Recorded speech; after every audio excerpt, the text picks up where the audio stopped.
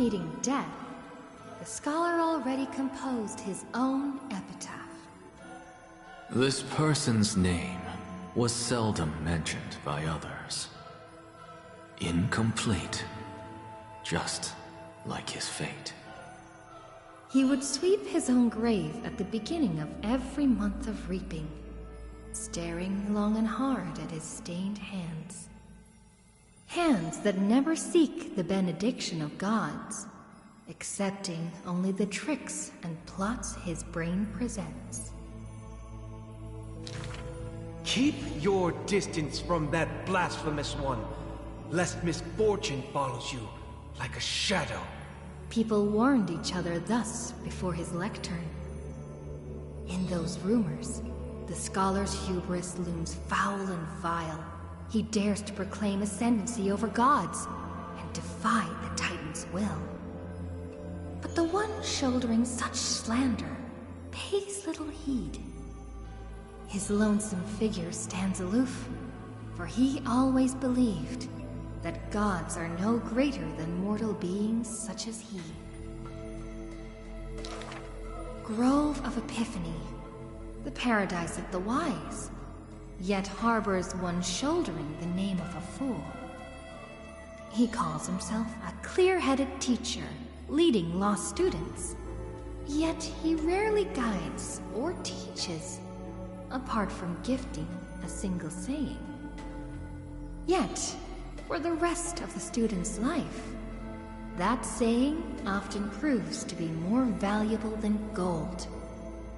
Pupils often praise his words as divine utterances, to which the teacher replies with sharp retort. Apart from destiny, he seems able to decipher all laws. And now, even destiny may also be within his grasp.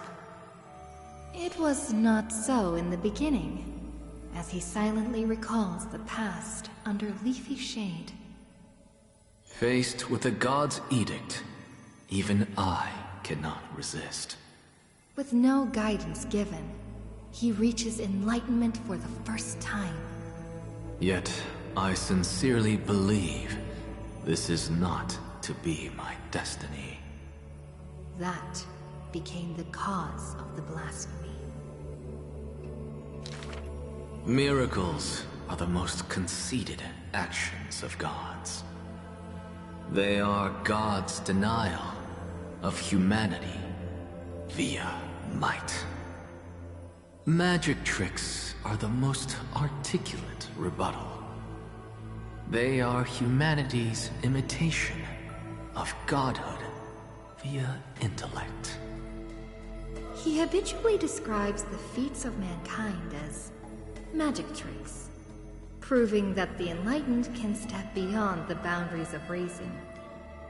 But magic tricks cannot afford to fail, even after 1,000,000 times.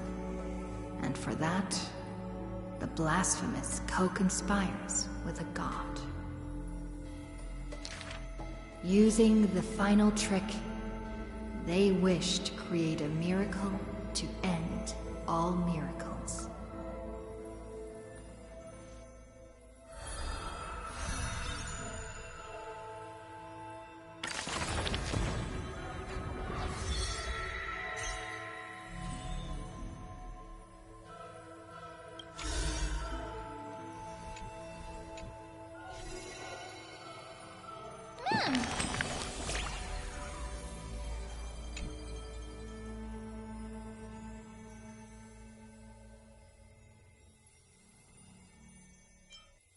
Mem. Mem.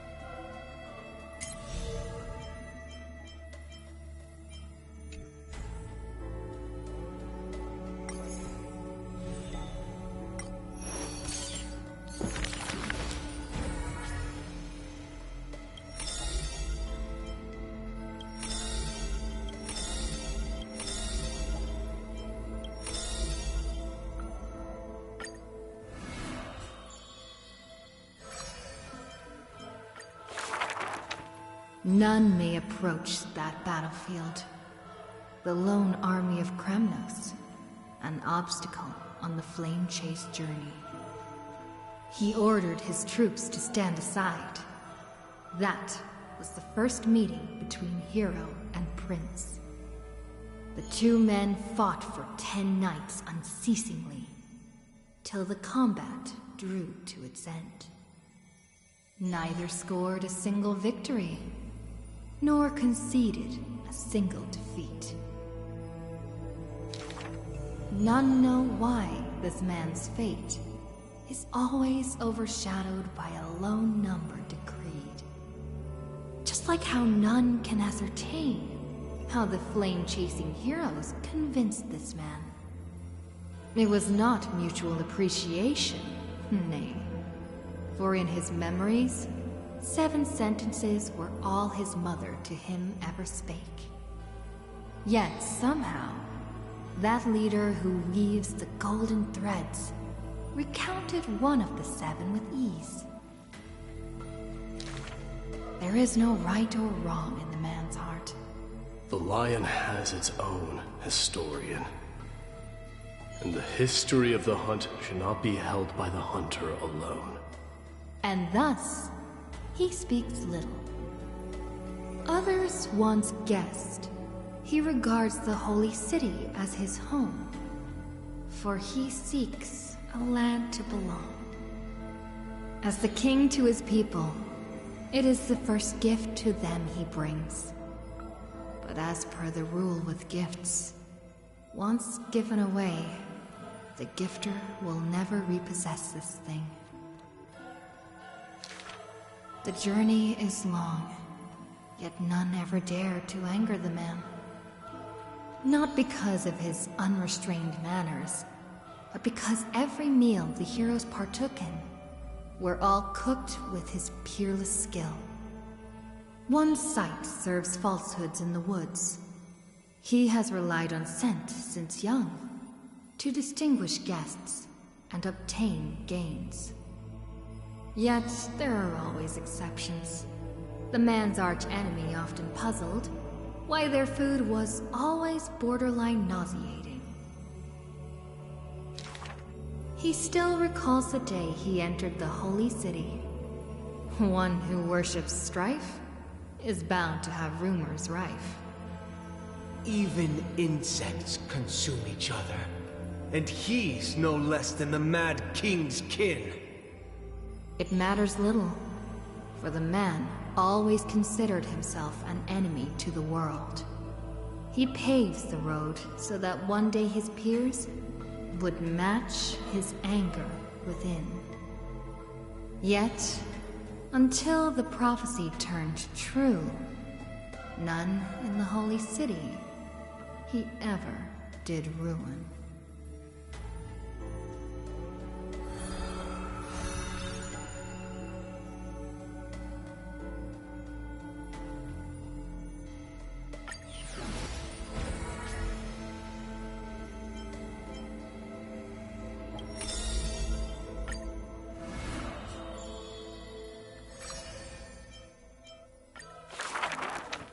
You shall part with your friends, with your enemies, with others, and with yourself.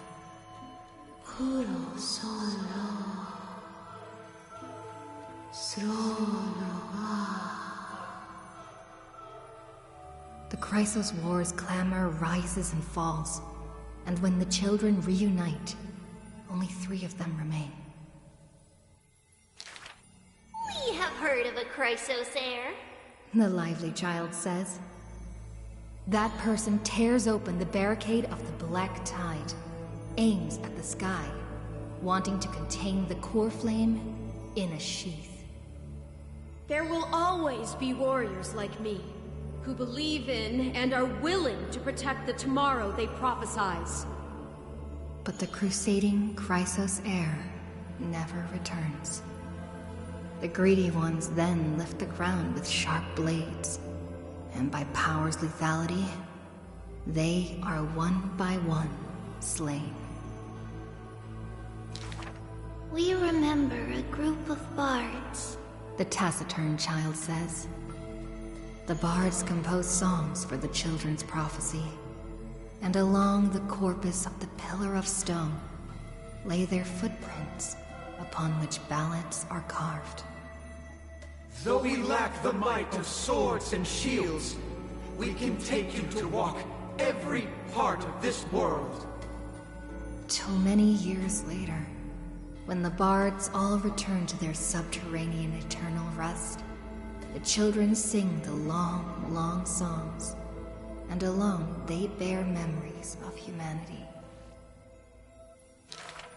We miss us, The exuberant child says. When they left their home, the passages blew the girl apart into countless turbulent bubbles, carried to all corners of the world on the winds of destiny. We will run towards the world's agony. The children cheer each other up. As the years pass and the sun and moon rise and fall, the children often hear sounds of their friends shattering. Farewell. Farewell. Farewell. The children who still walk the earth silently hide their wrenching sobs. Upon the hills of Akama once grew golden figs as far as the eye could see.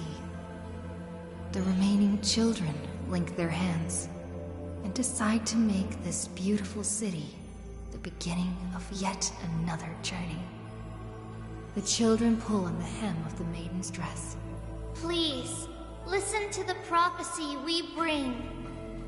The maiden pulls on her silken threads, weaving in her heart the children's past into strings. Chase the cool flames with me. I promise that... The libations poured are guaranteed to bear fruit. The hot blood of the sacrificial lamb will not be spilled in vain.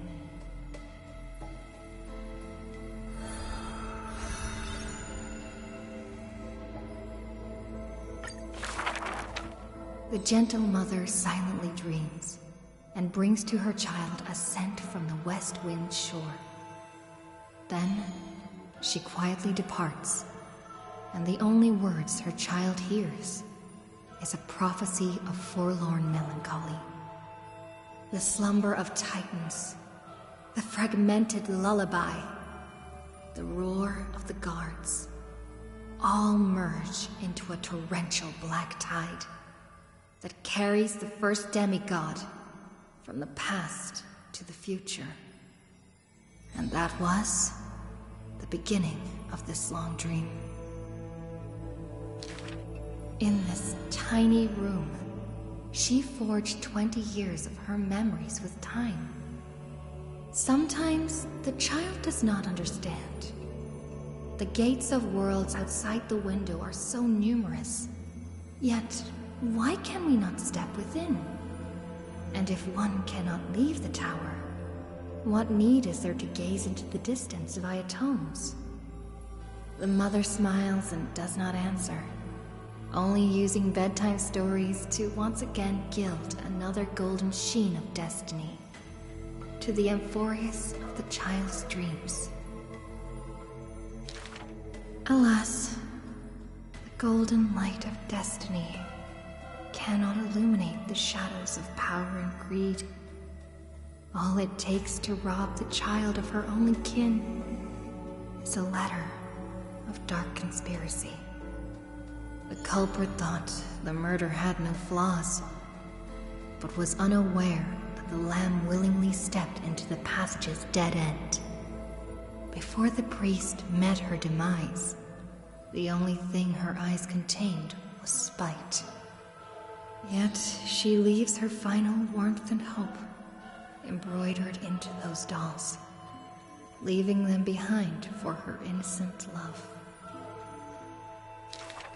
Loneliness stakes nightmares into the child's sleep, and the child hugs those dolls tight. At the very least, we will never leave each other, right?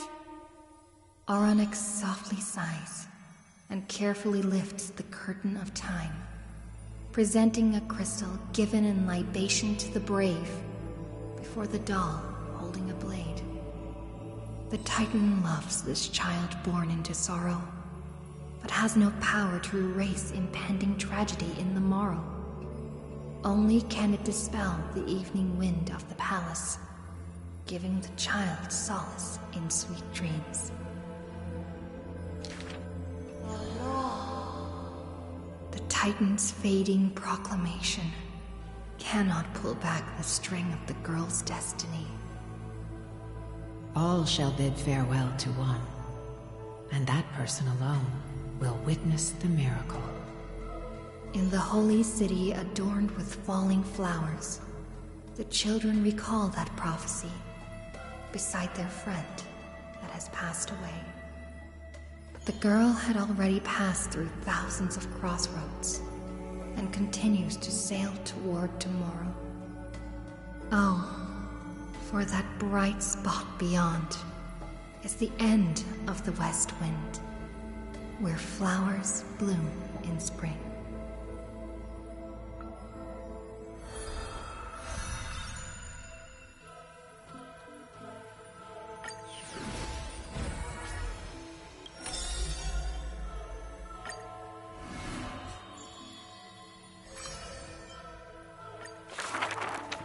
A solo lyre's sound flows along the streets.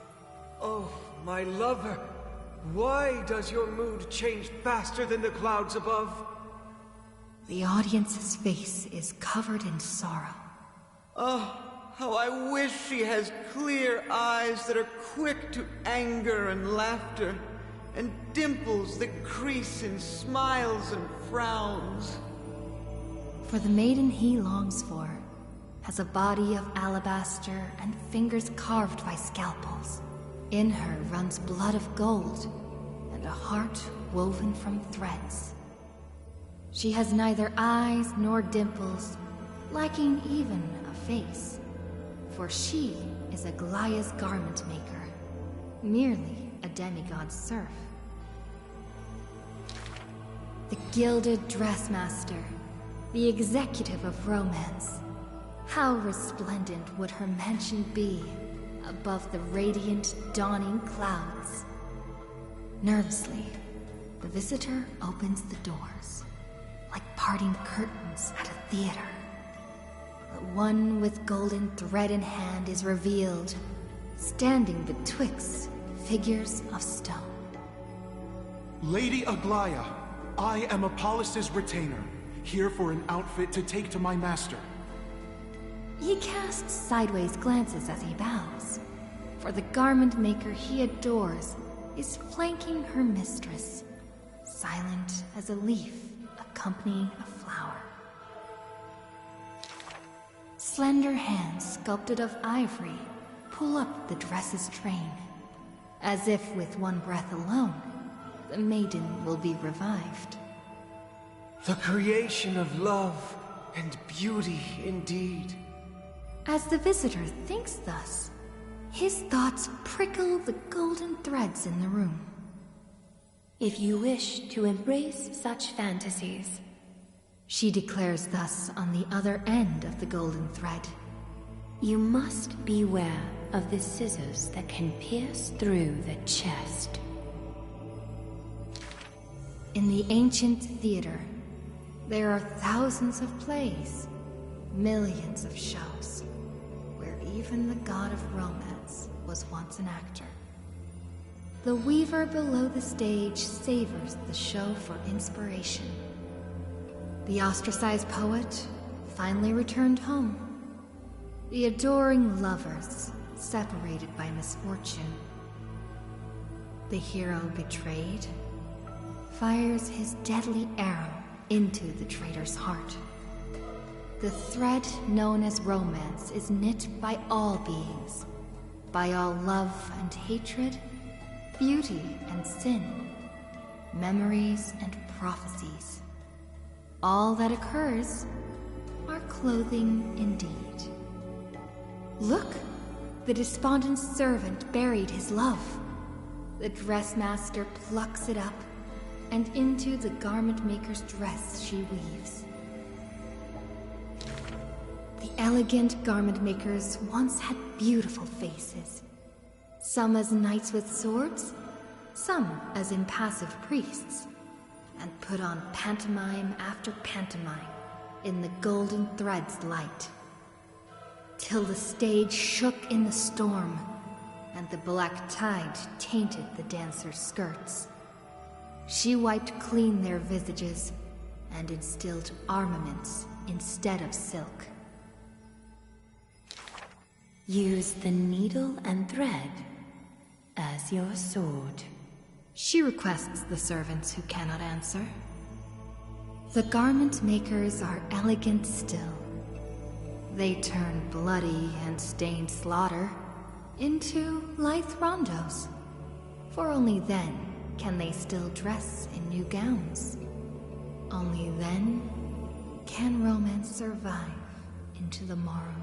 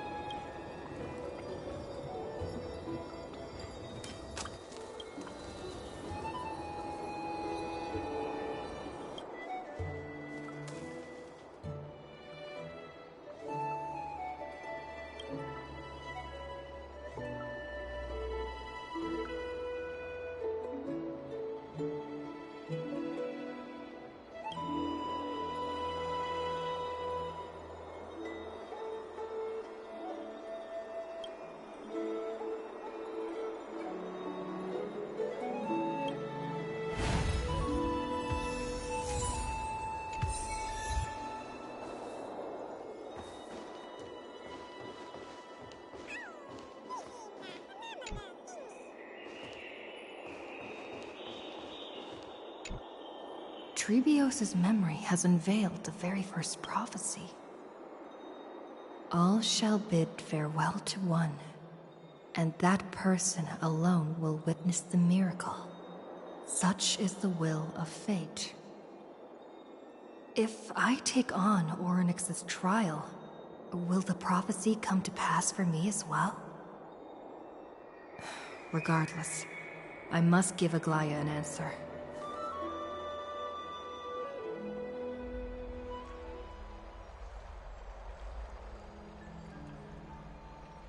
Ah, it's you, Cass. I finished the anthology of poems you lent me. Here it is. I thought you'd be too preoccupied to find time for reading. Precisely because of these obligations, I felt compelled to read it swiftly. Wouldn't all these preoccupations slow your pace? On the contrary, knowing that time is limited can push one to overcome their limitations. The weight of these responsibilities seems to have enhanced my reading efficiency. I understand completely. During my time at the Grove, the closer exams drew, the more efficient I became at tackling everyday mundane tasks. Anything but my actual studies. Precisely. As I remember, you and Finon were both disciples of the new Sporists. I assume that Anaxa's exams were as unreasonable as the man himself, correct? The courses Professor Anaxa taught were Introduction to Alchemy and History of Mythology. And to be perfectly honest, those two courses were the students' greatest nightmares. The history of mythology, taught by the blasphemous great performer himself. I can imagine their fear. Now that I think about it, students would often rush to the podium during class to challenge him on those blasphemous ideas. May I ask, Lady Aglaya, has your relationship with Professor Anaxa always been like this? He openly dismisses people's faith and questions the very justification of the Flame Chase journey. Our positions have been destined to be at odds. While you were studying there, I assume you must have heard of his nickname. Dromus draped in finery? As I see it, this nickname is more of an insult to the Dromas. Despite his insufferable arrogance, I do hold a certain respect for his nature as a scholar. To remain true to his principles, he is unafraid to stand opposed to the world, and that requires considerable resolve. Anaxagoras' life is almost like a satire. As a Chrysos heir, he refuses to heed the prophecy, while he disrespects the gods. The gods have chosen him. He was indeed chosen by Circes. Is something weighing on you, Cass? The golden thread is quivering. I sense there's more to this exchange than idle chatter. With all due respect, I'd like to know what you plan to do with him.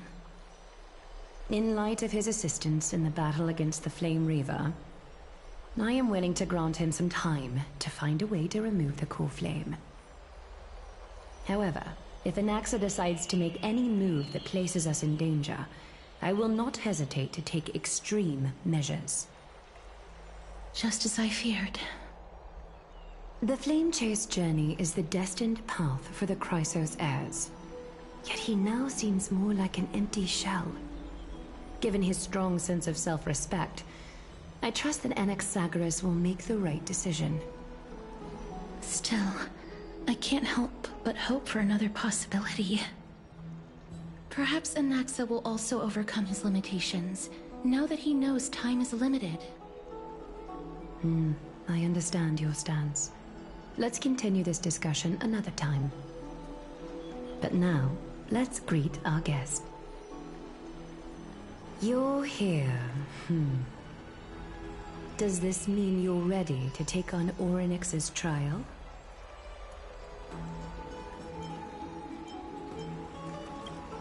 I understand. It was the sacred beast's idea, after all. However, it warrants careful consideration, given their intricate ties to the Titan. Memmy mem, memmy mem mem mem mem, memmy mem memmy mem. Surrendering the core flame is a Chrysos heir's duty. Your selfless assistance is deeply appreciated. However, I urge you to carefully consider the risks of accepting the trial. Becoming a demigod means forsaking your humanity. You will inherit Orynyx's divinity and bear the time of Emporius, all on your own. From that point onward, your fate will be forever intertwined with ours, never to be separated again, until the end of Genesis.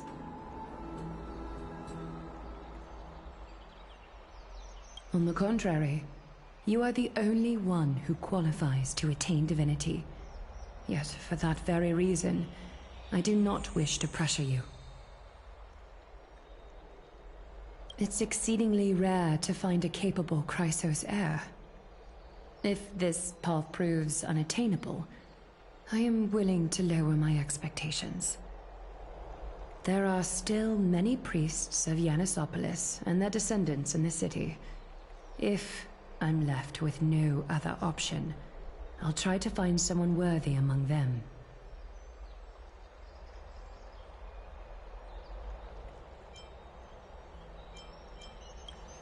Mem worry. Memmy memmy mem, memmy mem mem mem, memmy mem mem mem. Mem memmy mem, mem memmy mem mem mem hero. Memmy mem mem, mem mem mem mem mem mem. Memmy mem mem mem mem mem, mem mem memmy mem mem. Mem memmy mem mem mem mem mem mem, mem mem mem, memmy mem mem mem mem. It looks like you know that Titan rather well. Memmy mem mem, memmy mem mem mem, memmy mem mem mem mem, mem memmy mem mem mem, memmy mem mem mem. Memories that exist outside of your own experiences. I can't explain why, but I can vouch for Mem's words. When I was in the Abyss, I heard the Titan's groans, full of pain and grievances, yet without any ill will.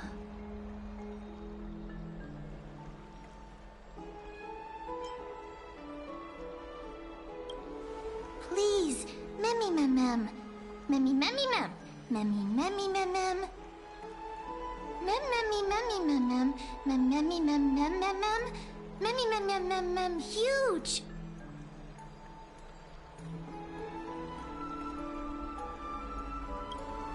Since you've made your decision, go back to the bath chamber and get some rest. Trinem will call for you when the ceremony is ready. It is difficult for me, as the guide, to absolve myself from blame for things to have progressed to this point. Time and again, you have risen to the occasion for Akima. Nearly rewarding you with some honeydew is no longer able to express the extent of our gratitude. When the dust settles, I hope that we'll have the chance to have a long chat regarding your return journey and the curse of the sky. It's about time that we lift the taboo and discuss things openly. Before leaving, I should go and say hi to Castris.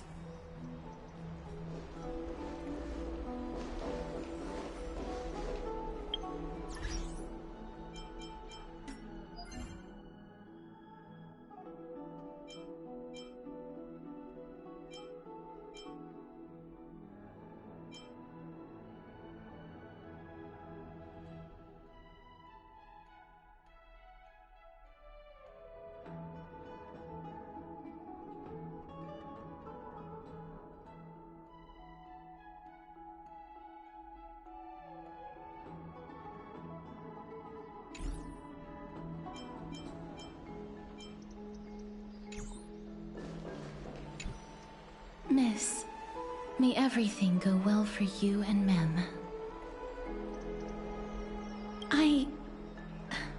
It's nothing. I only came to discuss some matters with Lady Aglaya. Previously, I lent her an anthology of poems that Lady Trianne had gifted to me. Tracing back, this anthology was something left for Lady Trianne by a bard before their passing. Although personal properties should be cleared out once their owner has passed on, Lady Trianne gave this book to me since she knew how much I liked to read. It just contains an allegory. In a faraway land, in a city known as Styxia, a dragon corrupted by the Black Tide descended one day, swooping upon the city like death itself. It swallowed the princess of the city whole before it was suppressed. After taking down the evil dragon, the warriors discovered that the princess's life had already met its end. Overwhelmed by grief, the queen hired an alchemist to resurrect the princess using the dragon's flesh and blood.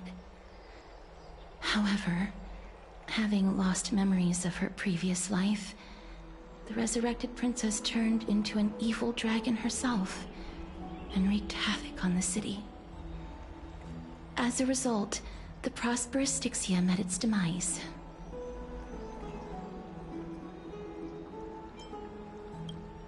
Mem? Mem. I actually think so too. Mem? Me. The author of this book is Archepia, a wandering bard who traveled to many cities. Among the things she left behind are poems, dictionaries, and many tragicomedy scripts. She even clearly underlined and took notes in books that covered myths with her elegant handwriting. While flipping through these books, I felt like I was afforded a glimpse into the life of Archepia. It felt just like I was traveling with someone that I'd never met before. It was as if she had yet to pass on and was still alive.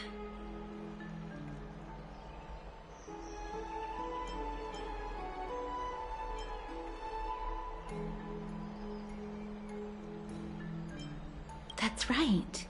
Writing, drawing, and taking photographs. It seems like human nature to try and leave records of things. Speaking of taking photographs, when I was helping you to take the photo previously, I did not look through the photos in your photo stone out of courtesy. But I'm also very curious about the story of the Rosy Celestial Maiden. Despite having visited many cities in Amphorius, I still understand nothing about the world beyond the sky. If there is an opportunity... forget it. Let's talk about this in the future. For now, I only hope that you'll be able to complete the trial safely and obtain Orynyx's blessing. I don't think there's anything else to do here. Time to go back and talk to Don Hung.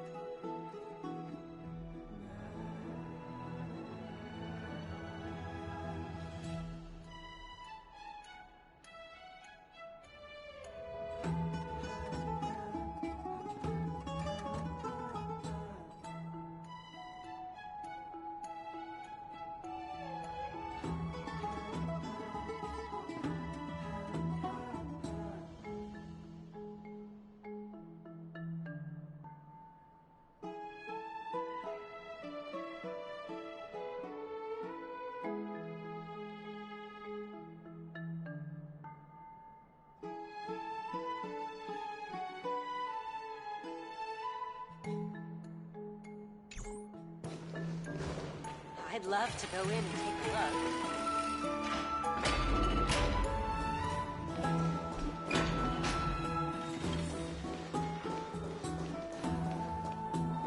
Citizens' Assembly? That's right. Oh, partner, you're back, just in time. This is something that the both of you should probably know. I wouldn't call it trouble. I just think it will be favorable if the both of you understand the situation in Akima better. Do you remember the Council of Elders that was on our heels previously? It seems like they've made their move. Some background information for you. The Council of Elders is an authoritative body in Amphorius, made up of different city representatives.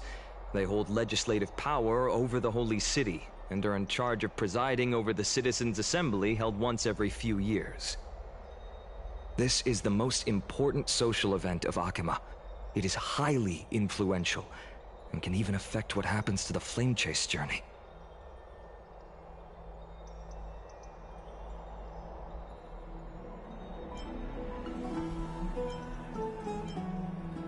Perhaps you should retake some exams next time we visit Paperfold University.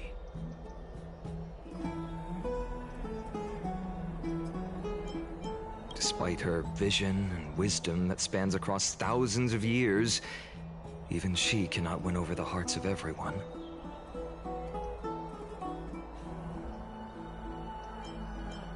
Every 5 to 10 years, the Council of Elders organizes a Citizens' Assembly at Dawncloud. During the assembly, the representatives will vote on major issues such as whether the Chrysos heirs led by Aglaya should still hold the right to govern the Holy City, and whether the Titan's conquest should continue. It sounds like some sort of system to balance the heroes and the mortals. That is correct. However, the problem lies in the fact that there are ill-intentioned extremists in the Council of Elders. They view the Citizens' Assembly as a way to restrain the Chrysos heirs, and hope to take complete control over the Flame Chase journey. We can refer to them as the Opposition. During the assemblies held in the past 100 years, the voices supporting the Opposition have been growing stronger in the shadows.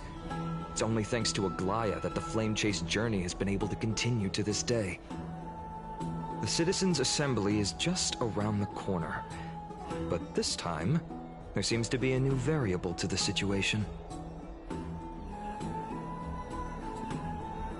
No. Although we might be mentioned, the Council of Elders has another target in mind. I'm afraid that the Council of Elders might want to take advantage of Professor Anaxa. Aglaya will surely take back Cersei's core flame, but with Anaxa's current condition, it's so unique that nobody knows how taking the core flame away from him will affect him.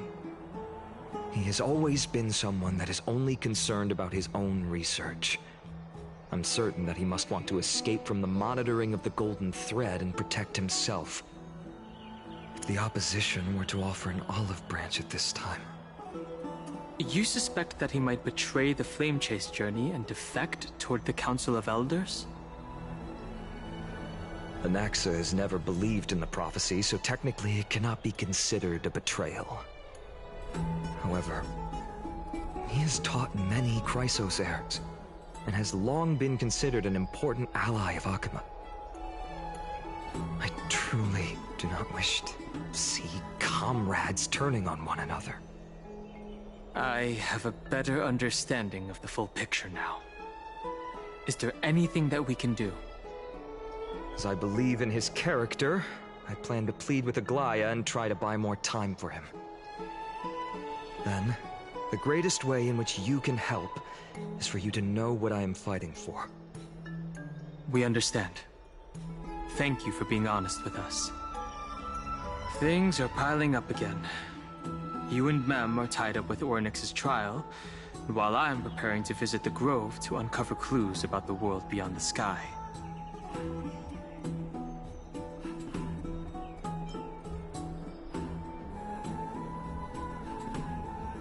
Allow me to apologize for the fact that we always seem to be troubling you.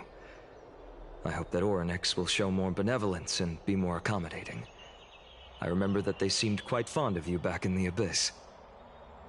Go and rest and regain your strength. We'll meet at the Vortex in a few days.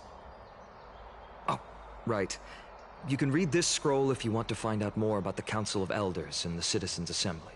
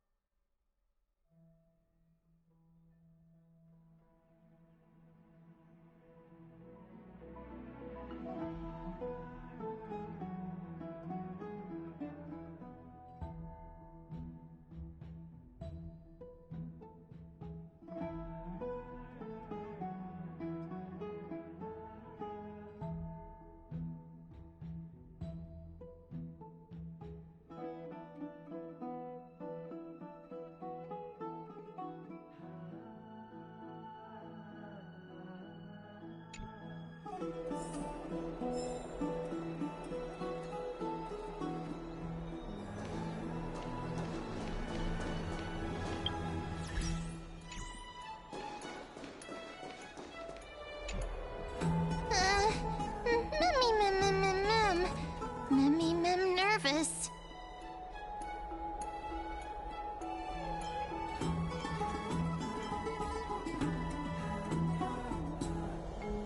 Speaking of which, I don't recall seeing any rubber duck toys in the baths of Akama. It seems like they only have these seals? Let's just hope that everything goes well. After all, as someone who has earned the gaze of an Eon, you should be able to overcome the trial of a regional god just fine. We've also unknowingly gotten used to sleeping with the midday sun shining brightly above our heads. Get some rest. Perhaps a new phase of our trailblazing expedition in Amphorius is about to begin.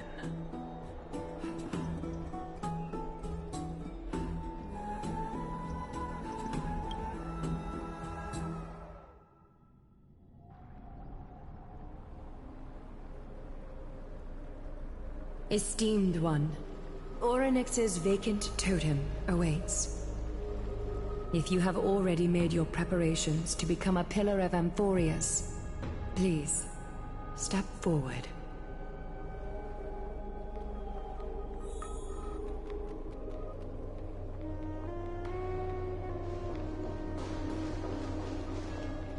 Miss... I'm sorry. I'm not sure what I should say to help calm your nerves. Oh. Right. Perhaps something like... As long as you can successfully complete this trial, the rest of the Flame Chase journey will be smooth sailing? No, that sounds a little strange. Don't worry. It won't take up too much of your time. Don't worry. You'll definitely make it back alive? Oh. Sorry. It seems like I've made the mood even heavier. In any case, may everything go your way. Accepting a Titan's trial is a very peculiar experience. I'm afraid that I'm not able to accurately describe it. You can only go and experience it for yourself. I believe that you'll be able to pull it off.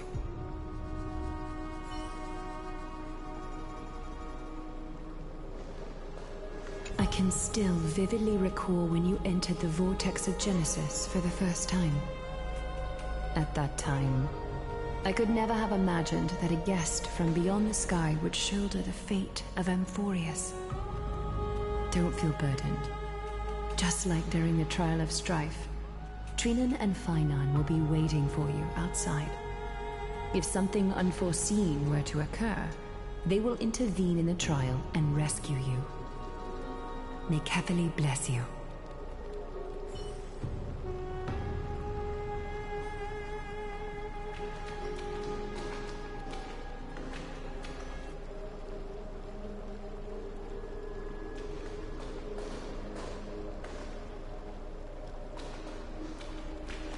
Little Gray and Mem, thank you. Your resolves cannot be questioned. We praise your pure selflessness and courage. May Kefali light your path forward. Get ready to assume Orynyx's divinity, Trailblazer.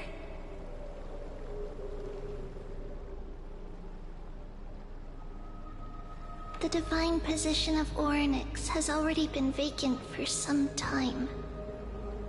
We can feel the space of the trial closing. As there isn't much of their soul left, we'll have to complete the ceremony before their soul completely dissipates.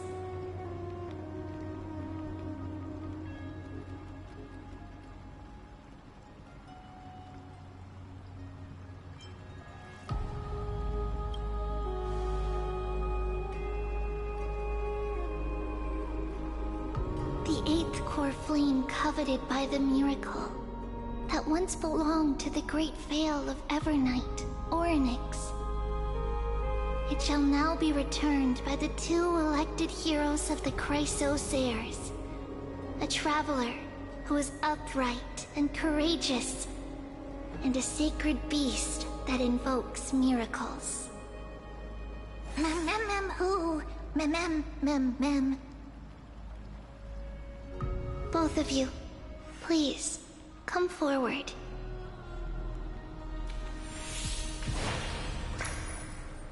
Recite along with us. O Majesty of the 12 Titans, Pillars of the world, we seek your divinity to mend the rifts of the world. Fill our bodies with blood of gold, till we wither in willing service to the prophecy. I don't think I have gold blood. These are just words meant to make the prayer seem more solemn. Please, focus.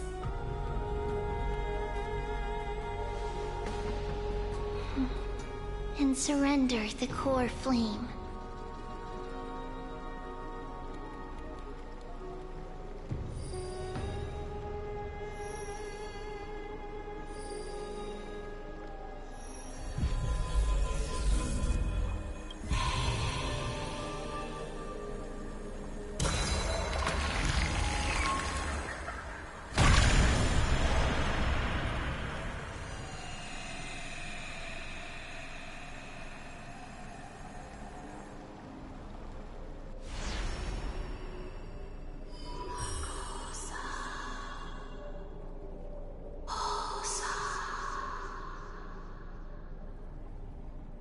Orynyx. Their soul has been waiting for a long time. Perhaps they're also quietly waiting for the arrival of their successor.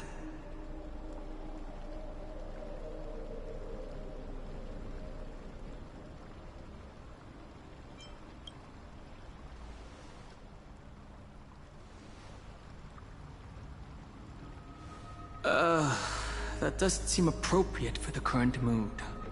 So let's just leave the farewells for next time. Don't worry. You're tougher than I am, right?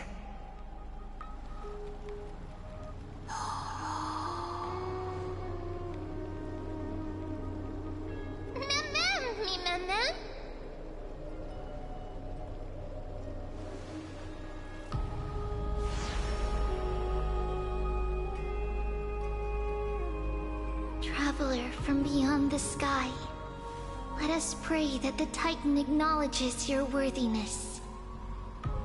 Although she loves cracking jokes at inopportune times, her determination is as strong as the Chrysos heirs. She will definitely succeed. While she's away, I would like to have a chat with you, Aglaya.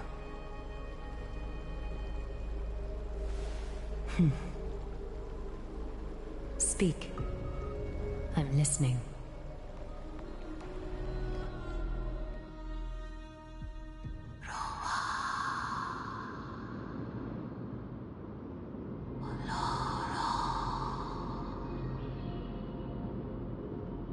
Slap, slap!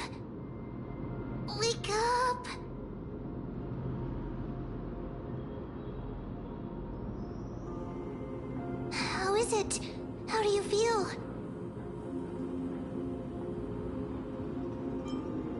Right? I think that it's amazing, too. Testing, testing, 1, 2, 3. Testing, testing, 1, 2, 3. I have such a cute voice. It must be because of all the memories that I collected. They allowed me to grow beyond expectations. Also, listen.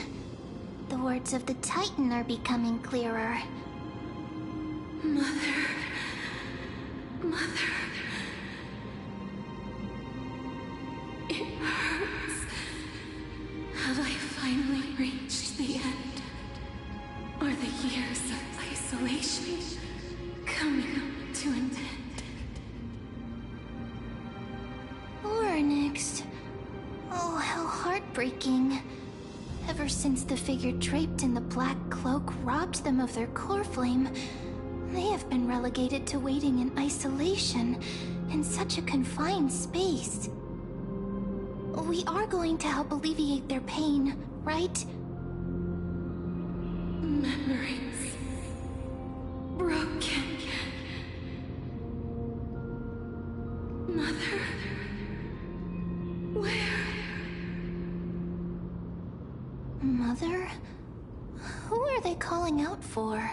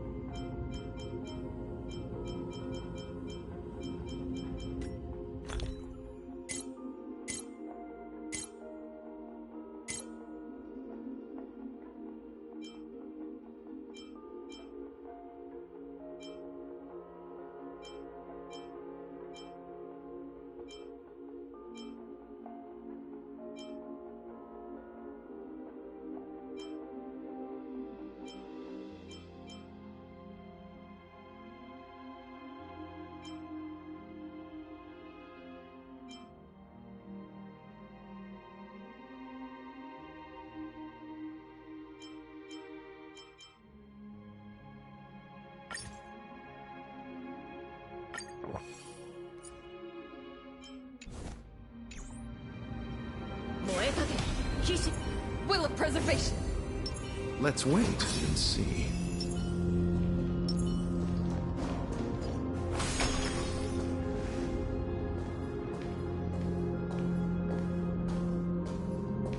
You.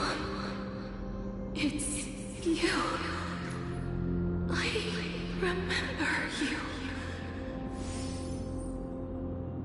Skyfather has gazed upon you. Mother is calling for you.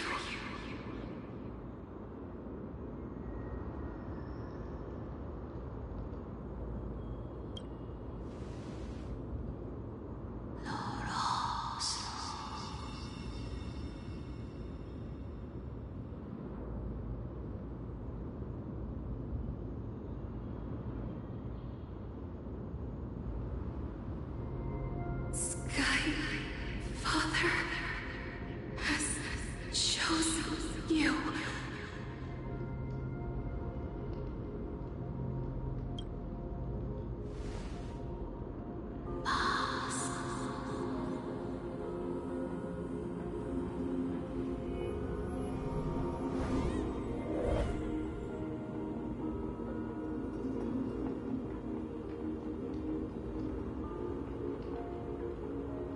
Mother is no longer responding.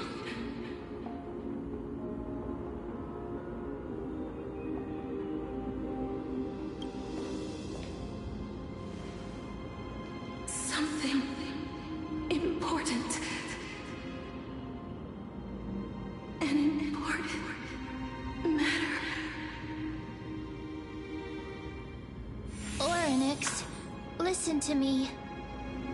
Aren't you tired? Throughout the long years, you have always been protecting the fate of Amphorius. Each time people draw strength from within their memories, every single ripple falls onto your shoulders. There's no need for you to bear this any longer, Oryx. From today onwards, someone else will bear time on your behalf. This is why we have come. Freedom. Freedom. I want freedom. Oh, poor child. Everything will be fine. Let us help you. You can have a good rest now.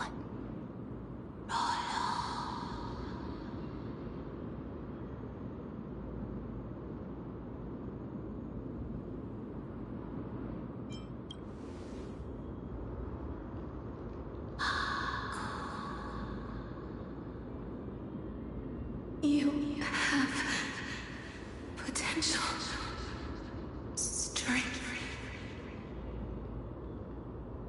willpower, powerful, and tenacious. But you lack something. Just one thing. Lacking something? What is it?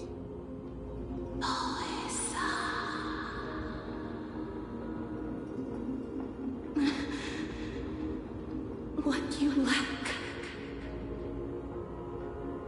is a future.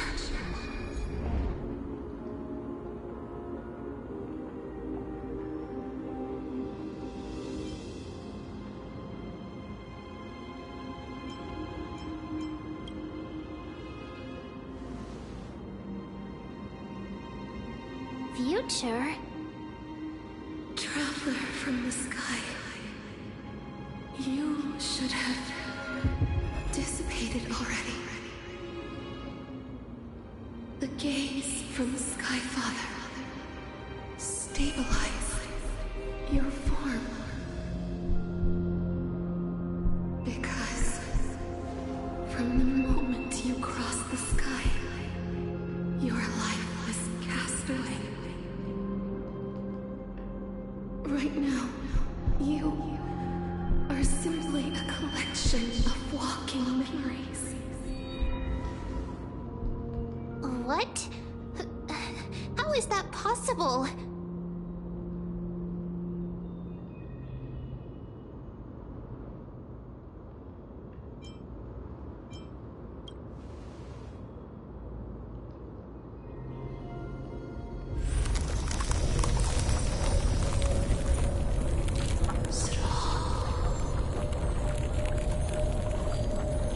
The space is collapsing. Someone must inherit the authority of time. If the pillar is lost, the laws of time will collapse. Amphorius will succumb to eternal disorder.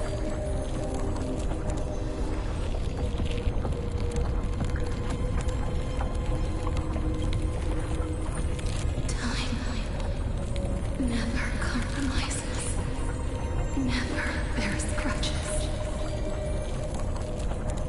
never forgives, never makes a choice.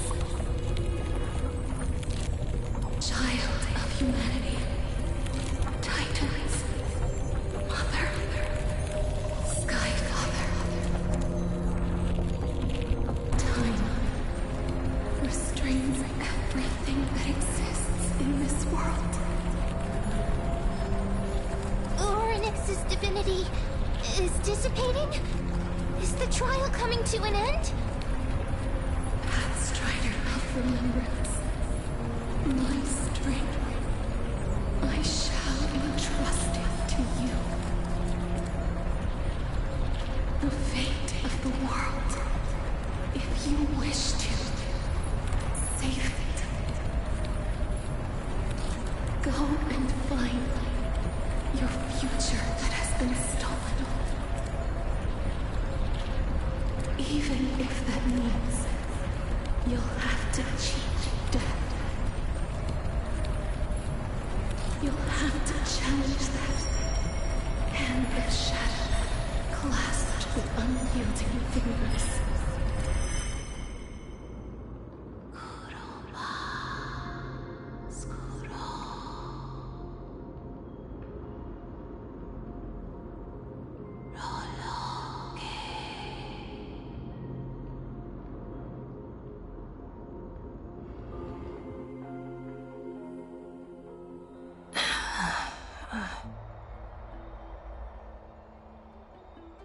You're finally awake.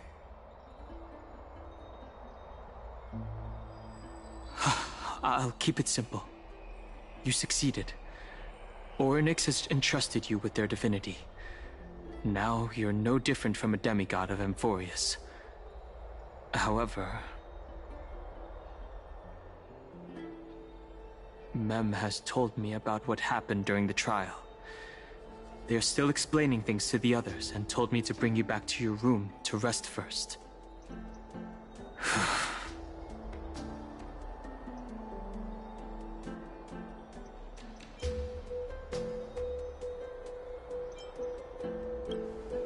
For you to be able to say that even now, you're truly impressive. There's something that I've never told you. When we landed on Amphorius, our car was pierced by Nicodor's lance. Do you remember? Back in the ruins of the Abyss, this is what I said. You passed out when our car got hit. I blacked out too, but not before dragging you out. It's a good thing we were in the car, or we would have been crushed to pieces. Actually, my account kind of made light of the situation.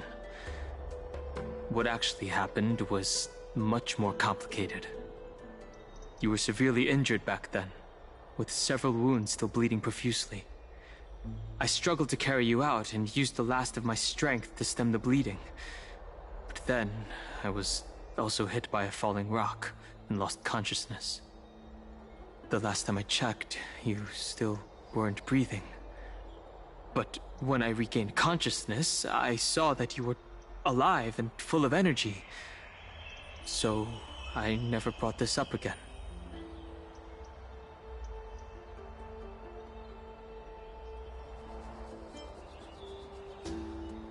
Hey, that's beside the point. I'm not sure whether the gaze of Fuli has anything to do with this matter. But according to the Titan, you are living in the form of a memory right now. Just like those objects of the past and the miracles of Orynyx. Perhaps Mem is the anchor rope that ties you to the present. I had assumed they couldn't stray too far from you, but the truth might be the exact opposite.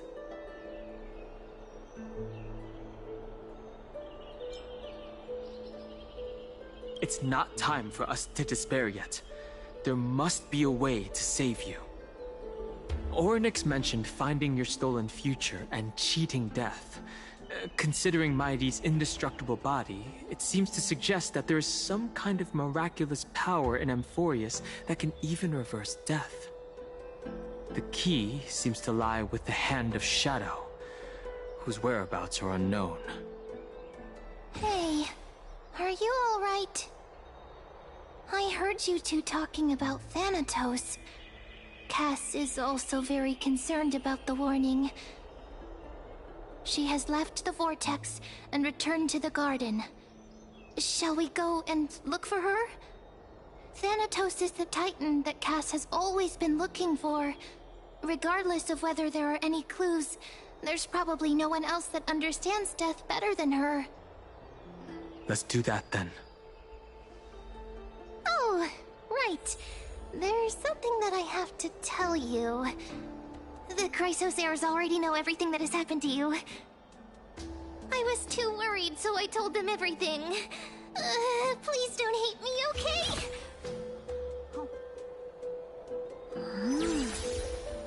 Oishii.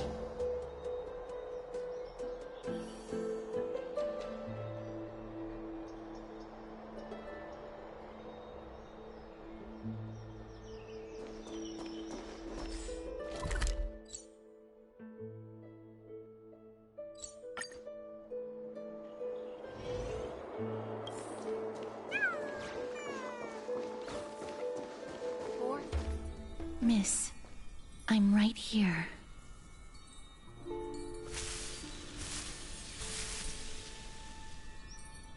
Please stay there and slowly turn around.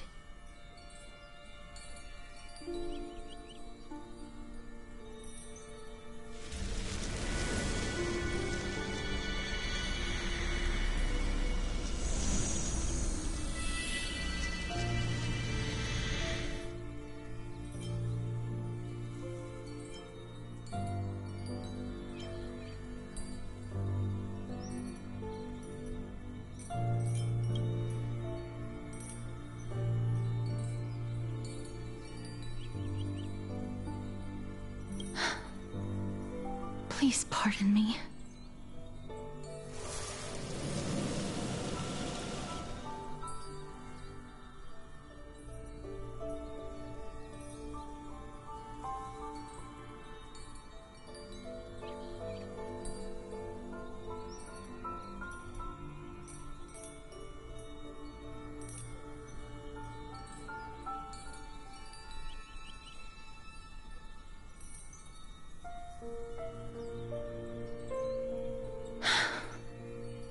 Just as I expected.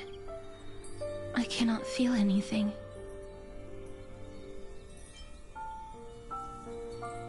Back at the Grove, I was puzzled as to why you were not affected by my curse. I thought that it might have been the special ability of a traveler from beyond the sky. Never did I expect that this would be the true reason. I'm sorry. I should have noticed that something was amiss earlier.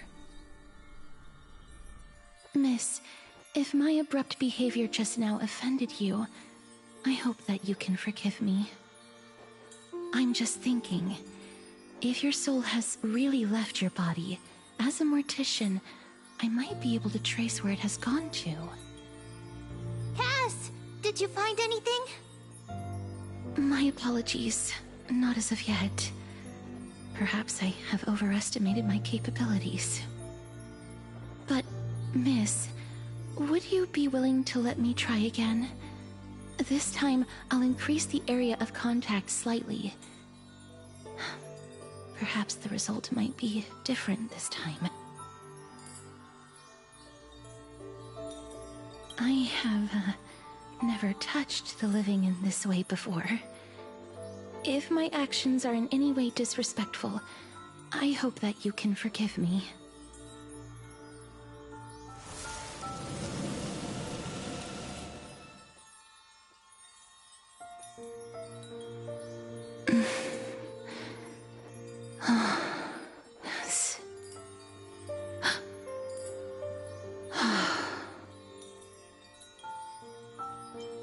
I seem to have caught a glimpse of something. Your soul is currently roaming someplace and cannot find a way to escape.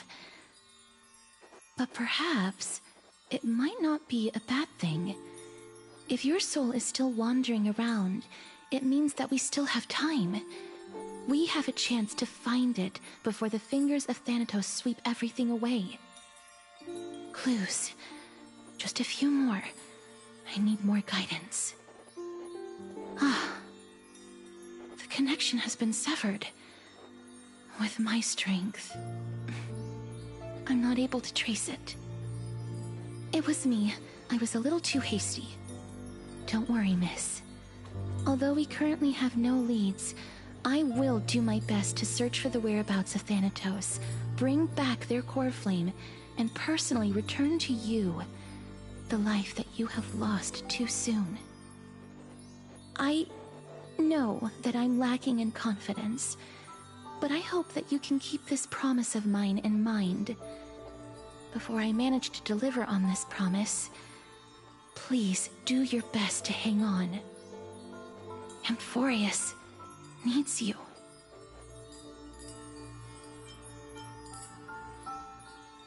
Lady Aglaya and Lord Finon are currently discussing some matters in the paths. They're worried about you too. If possible, please go there and let them know that you're well. Although, I don't actually know whether your current situation can be described as well. Also, please accept this Styxian fable. Reading can help one to focus and relax. I hope that reading this can help tide you through this difficult period. Species are disappearing.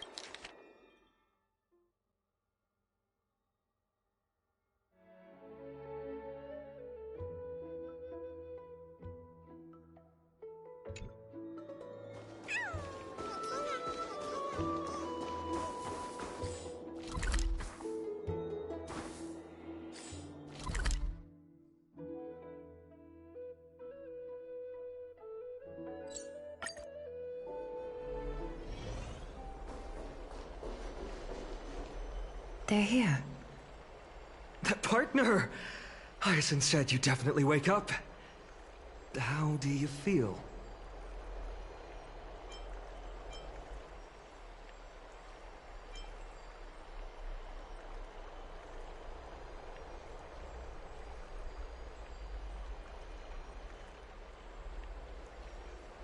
That's the medical prowess of the Twilight Courtyard. Amazing, isn't it? You've completed the trial of time, and I have to admit that the process went better than I expected. Even in the end, that Titan's heart still showed a soft spot for humankind. However, I never expected that. Two people who have cheated death would appear in Akima at the same time. That's what we have been talking about. Mighty has been in Akima for such a long time, but has no one thought to study his indestructible body? If there were even any minor breakthroughs, we wouldn't be as clueless as we are right now. Many have had this idea, but so far, there have been no results. If it were successful, Thanatos wouldn't have disappeared without a trace. Nevertheless, now is not the time for us to give up. At the very least, we can still see a glimmer of hope. Cypher. If anyone in this world knows the whereabouts of death, it would be her. I'll try and get her to return to Akima, but do be prepared for a less than ideal outcome. Please understand that throughout the history of Amphorius, no one has ever managed to escape the clutches of death. At the end of time, Thanatos silently awaits all.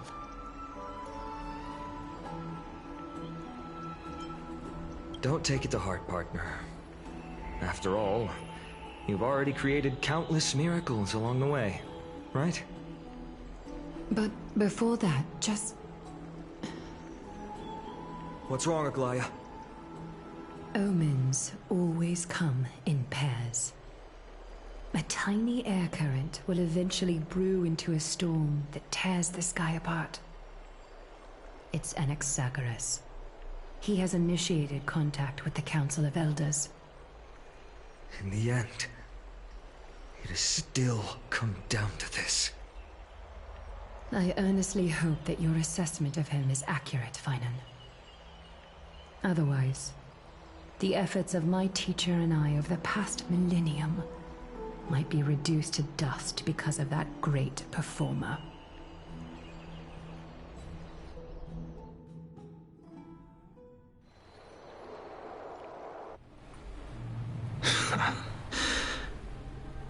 I'm back here again.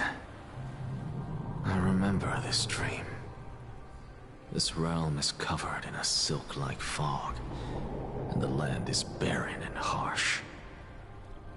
The crowd of travelers leaves tracks everywhere. Hey! Excuse me! What is this place? Where in Anthorius are we?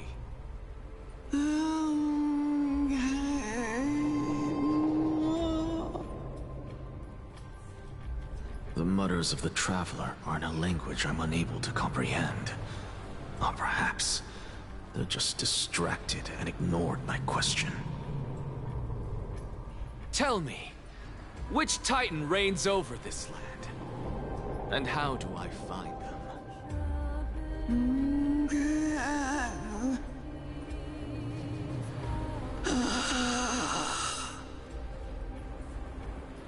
Hand of Shadow. Hand of Shadow Thanatos. Could this possibly be the Netherrealm? Not Netherrealm.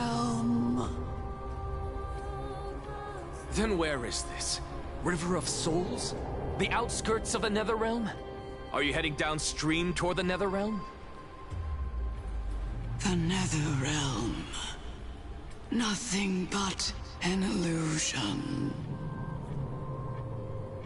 Titan rejects you, me.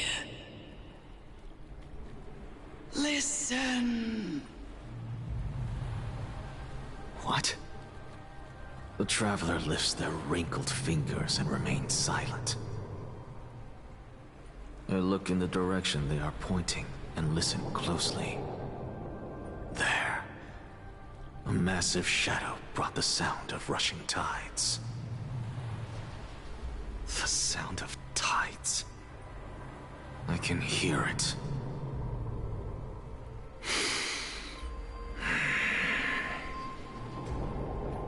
I hear it, deep within the tides, beyond the closed gates of the Void World. A voice, about to recount something. Child of humanity. Is it death's embrace you yearn for with such urgency?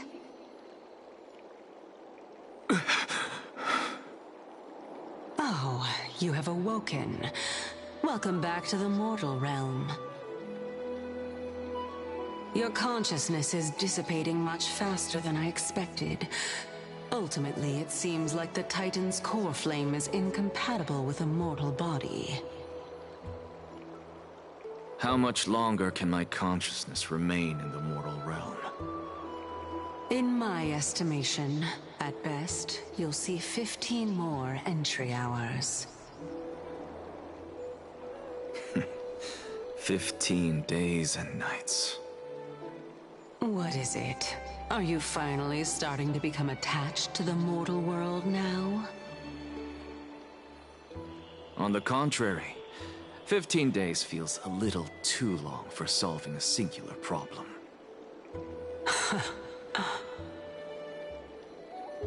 Stop giggling. It's time for us to go. The messenger from the Council of Elders is almost here. Let me ask you one more question. Are you really planning to betray Aglaya's will? What betrayal is there to speak of when I was never loyal to her to begin with? What about that white-haired student of yours? Acting so recklessly, do you not care about what might happen to him? There will be a price to pay for blind faith. This is also a lesson for Finan.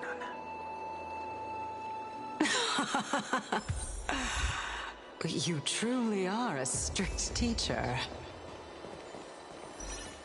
Of course. This is how I've always been.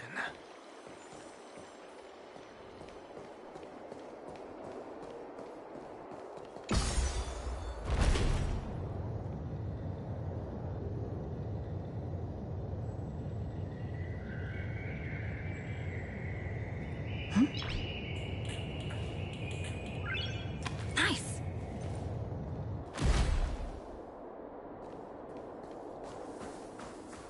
Sorry to keep you waiting, Lord Anaxagoras.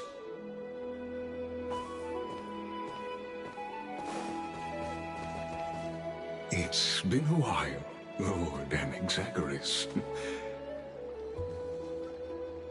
I greet you on behalf of all the citizens of Akima and express my deepest regret about what happened at the Grove of Epiphany. It's you. I never expected that you would personally come and meet me. By carefully into Lantern above, I have come as a testament to the justice of the Council of Elders. There are Antikytherans here? They have been a rare sight ever since the Chrysos War. I extend to you my utmost respect, revered Titan. I am Lycurgus, though you may call me Lygus, holding an honorary position within the Council of Elders in Akima, and as the Theoros, I stand to protect the right of all upright citizens to express themselves freely. You can see them too? You know about us. We Antherans perceive the world through the amplitude and frequency of souls. Just as I am conscious that Lady Aglaya is secretly listening in on our private meeting from afar, if necessary, Lord Anaxagoras, I can sever the golden thread to protect your fundamental rights. The demigod should know better, for such is her station. Spare those poor threats, and just let her listen to my words. They shall serve only to unveil her own folly. May I interpret this as you having a countermeasure? I need not any plan, because she can do nothing other than petty espionage. As the Citizens' Assembly approaches, and with Orynyx's fall, any attempt to capture the core flame within me will only usher chaos and calamity. A truth she undoubtedly comprehends. While I, Anaxagoras, serving as the Grove's special envoy to Akima's Citizens' Assembly, have long known the extent of your abilities. Let's forego the formality of asserting authority, Lord Lygus. Lead the way. Very well. Surely Lady Kindness would appreciate such assertiveness in an ally.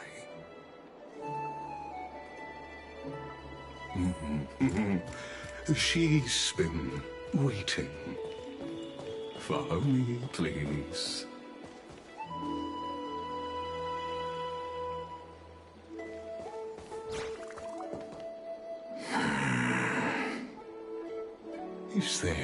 Is something on your mind, Lord Anaxagoras? Nothing, really. It's just a question that I contemplate every time before I ascend to Dawncloud. For the Titans, does the falling equate to death? Ah, a pondering truly deep. Time is on our side. Do you mind sharing your reflections with me? While all living beings must ultimately face their demise, Kefali has yet to meet theirs. Their journey continues unhurriedly along this long path. Are you suggesting that Kefali may not have truly passed? Yes. For dying implies an ongoing process, an action, whereas death signifies a static state, a definitive termination. In contrast to mortals, Titans exist on a grander scale of space and time, thus elongating their passage into death. The notion of their fall is but a misinterpretation born of mortal ignorance. Ah, an intriguing concept, albeit challenging to substantiate. After all, Kefali has maintained a profound silence ever since the era Arasa, while scholars and priests alike have conveyed the message of the gods' imminent fall. Perhaps the gods, in their arrogance, deemed it beneath them to reveal their perspectives to mortals. Could you elaborate on your statement? Circes, the kin of the Sky Father as recounted in myths, now resides within my brain. Were I to inquire, Kefali would have no cause to refuse.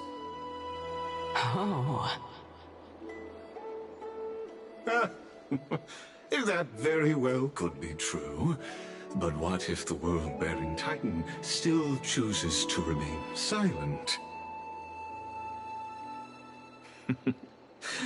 In that case, the myths crafted by the people of Amphorius are nothing more than pitiful jests. It's worth a try. I believe, and I'd love to witness the fruits of your theory and the change it may bring to this imperiled world. Because I completely concur with you on this aspect. If the Titan has indeed met their end, any response from them would be impossible.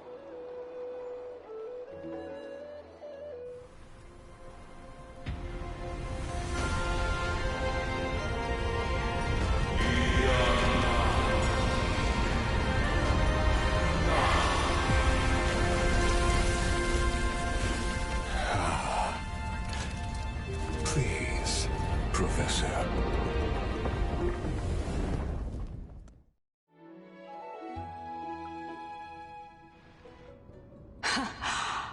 The children of humanity have indeed created a spectacle. Welcome to Dawn Cloud. The atmosphere here carries a greater sense of solemnity than the mundane clamor of the Marmorial Palace, with entry permitted only to the invited. Only esteemed beings grace this place, and among them I've received priests, scholars, warriors, and now we even have the honor to be in the presence of a Titan. Oh, what a joyous occasion. Once deemed a blasphemer, now a surrogate for revered divinity. The honor should rightfully be mine, shouldn't it? I'll notify Kindness and the others of your arrival. Kindly wait for a moment. A soldier will be here to guide you shortly. In the meanwhile, you're welcome to explore the vicinity, but kindly remain within the guard's view. Delaying the crucial meeting is something none of us wish to see, I presume.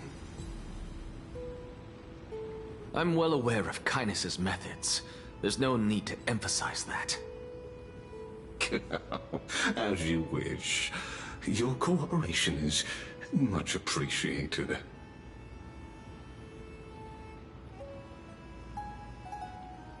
Alas, I had hoped for a brilliant plan from you, but it turns out you just left one cage to enter another. Save your concerns. I know very well what I'm doing. I shall depart to explore the surroundings then. Now that I look around, I wonder if there are any murals bearing my portrait around here. I'm quite intrigued to see how the children of humanity beyond the Grove perceive another Titan. Off you go. I won't be joining you. This Titan appears to be quite at ease. I should investigate the Council of Elders' recent activities first. Be aware, I can hear you perfectly well from here.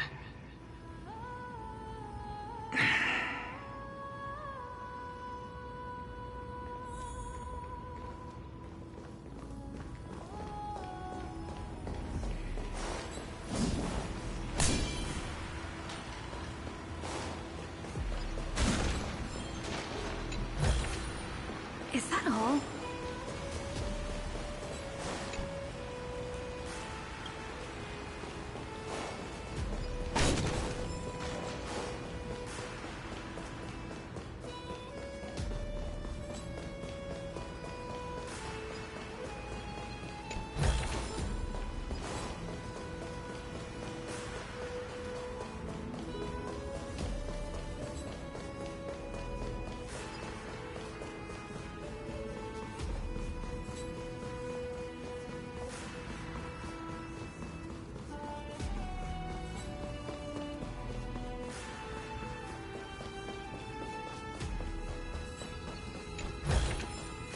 Looks good.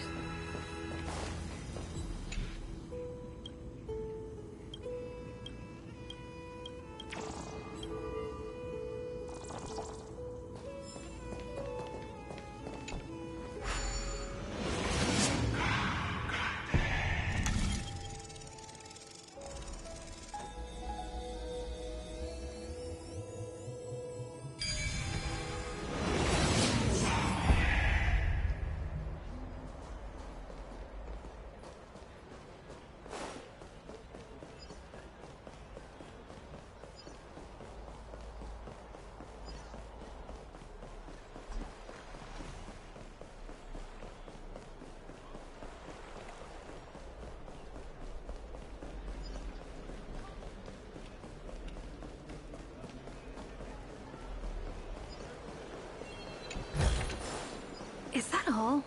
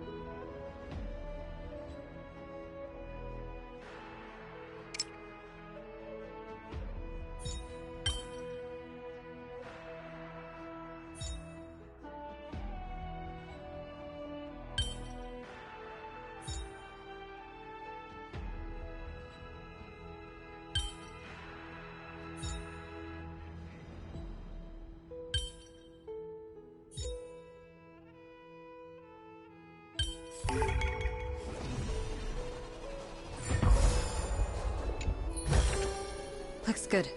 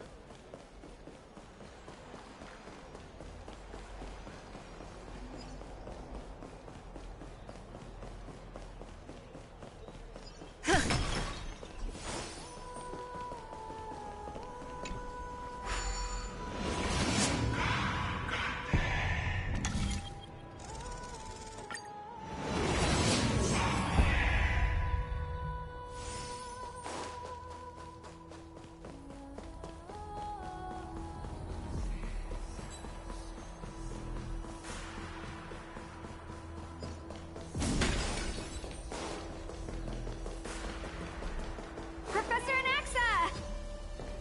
Over here!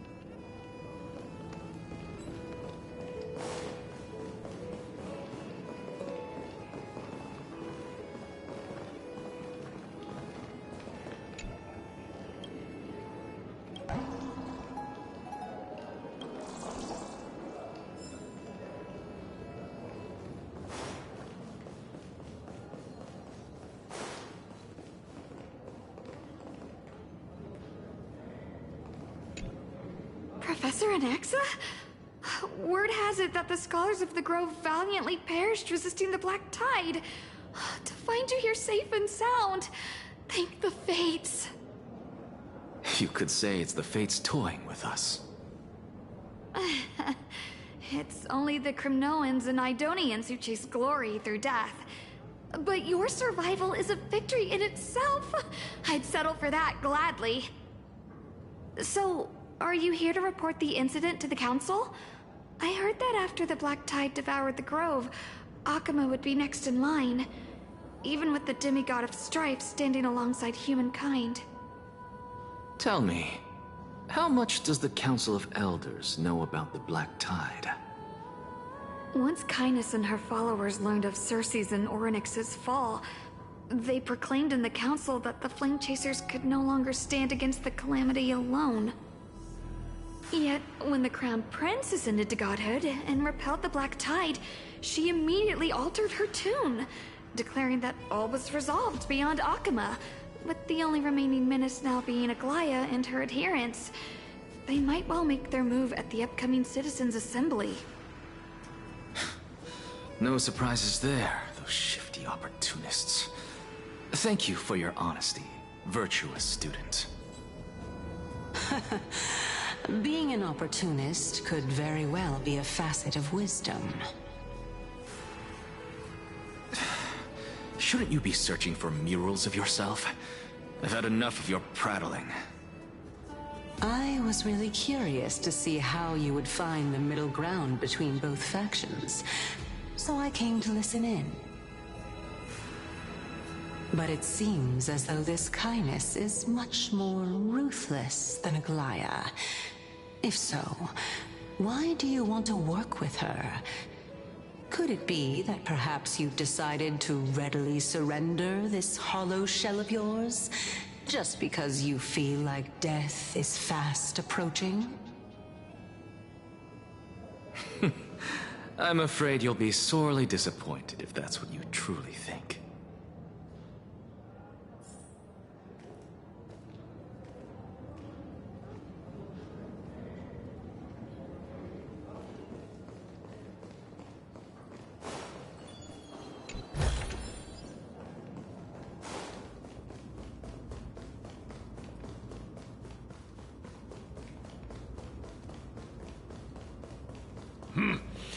Even blasphemous scholars can come here, it seems. Looks like my presence here is quite unwelcome.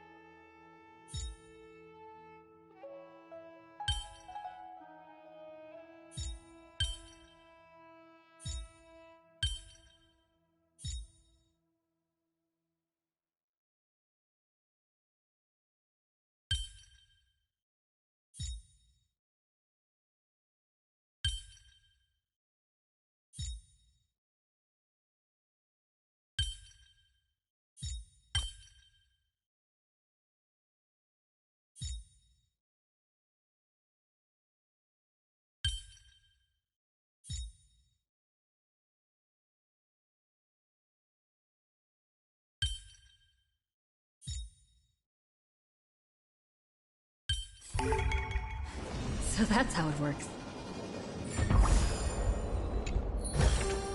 Is that all?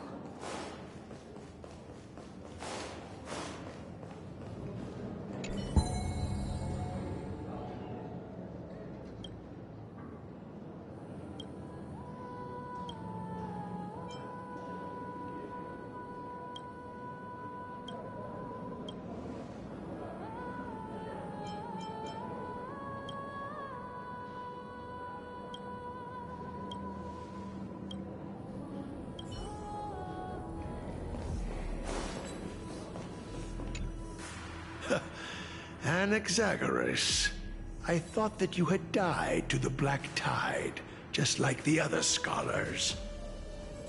As Kefali's priest, are you not aware of the decorum of respecting the dead?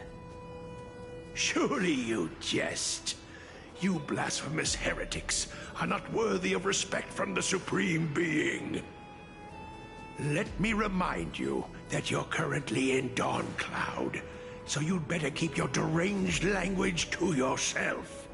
I am no longer that altar servant from years ago, who could only acquiesce to the commands of others. Now, I have plenty of ways to deal with people like you. I'm not sure whether I should laugh or cry right now. I can't believe that a follower such as you could have been made by a creation titan. As I see it, a dead titan can't provide you with this level of confidence, right? Then who is it exactly?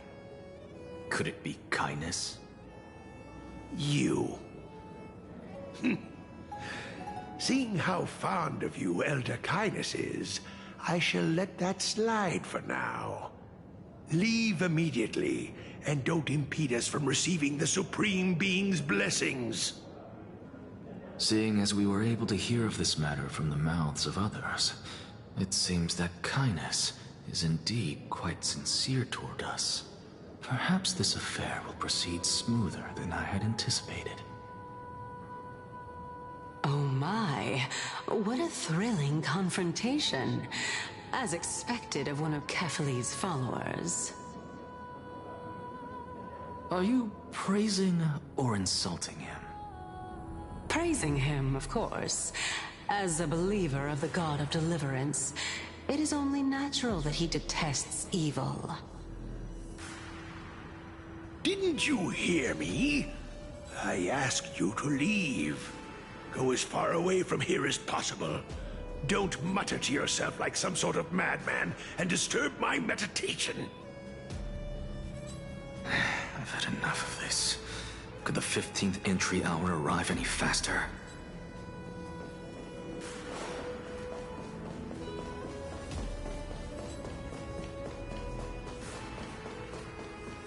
Oh, my.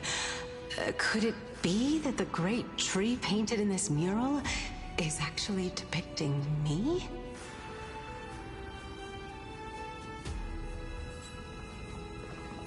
Every plant, every tendril, no, even every leaf could be the embodiment of Circe's. As a result, mere mortals who did not know what the Titan actually looked like chose to paint them as a giant tree instead. Their wisdom was portrayed as fruit, to symbolize how they shared their knowledge equally among the masses.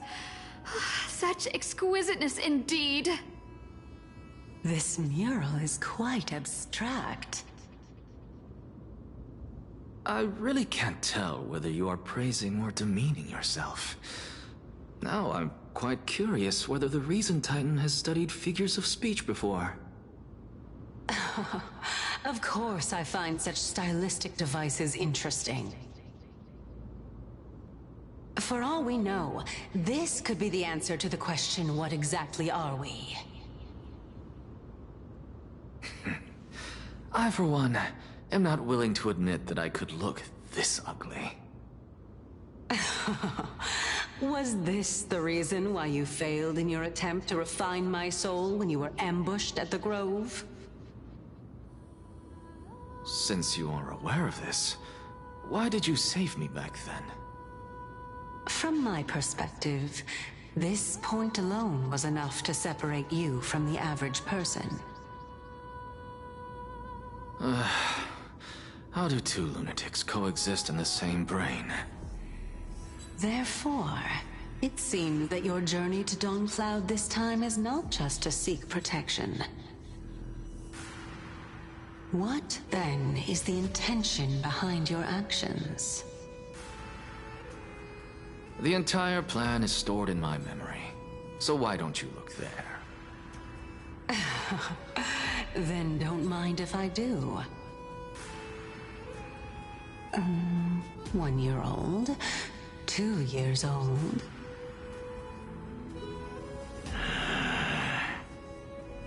Oh my! Even a member of the preeminent 7 sages must hug his Droma stall to sleep? How interesting. That's That's enough. How unusual. Your soul is actually trembling. This must mean that behind this toy hides a secret that nobody knows, right?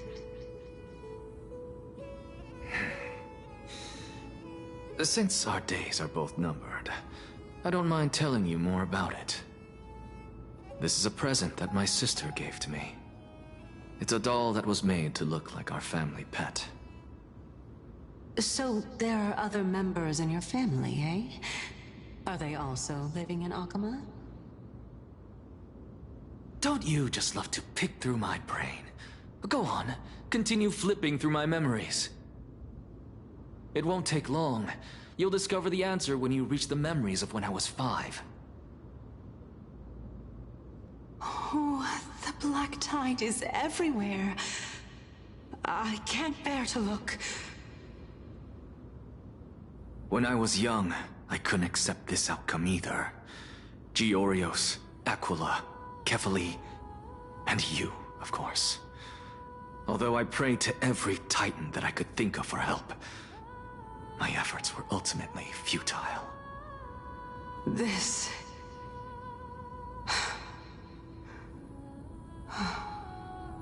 Could this be the inception of your research into alchemy? Indeed it was. Everything started from that verdant courtyard of yours. When I was pursuing my education there, I naturally also came to learn of Thelesis' theory as well.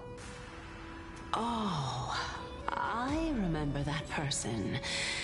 He was the one to come up with the concept of souls, right?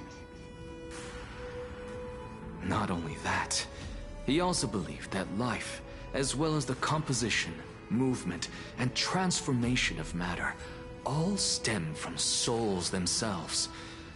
This is why I thought that, since all living things stemmed from the same origin, why could I not sacrifice myself in order to resurrect my nearest and dearest? Anaxa, you... I did it, teacher! But this is absolute blasphemy. Regardless of how much freedom the Grove provides, such an act could cause you to be burned at the pyre. Your beloved, where is she now? Send her away from the Grove at once, to a place where nobody will ever be able to find her. Otherwise, the both of us will be judged by the Council of the Seven Sages. Calm down, teacher. My sister, she's still not in the mortal realm, even to this day. What do you mean? It was naive of me to think that I could snatch the deceased from Thanatos' grip by merely sacrificing one eye. Equivalent exchange. All I received for that price was but an opportunity to see her for one final time. Nothing more. Oh. Let it go, Anaxa. As one of my best students, I cannot watch you go down the wrong path without doing anything to stop it. Never do something taboo ever again. Don't disappoint the deceased, and never harm yourself. If you can do that, this classroom will still be yours, and you'll have a chance to live out your own life.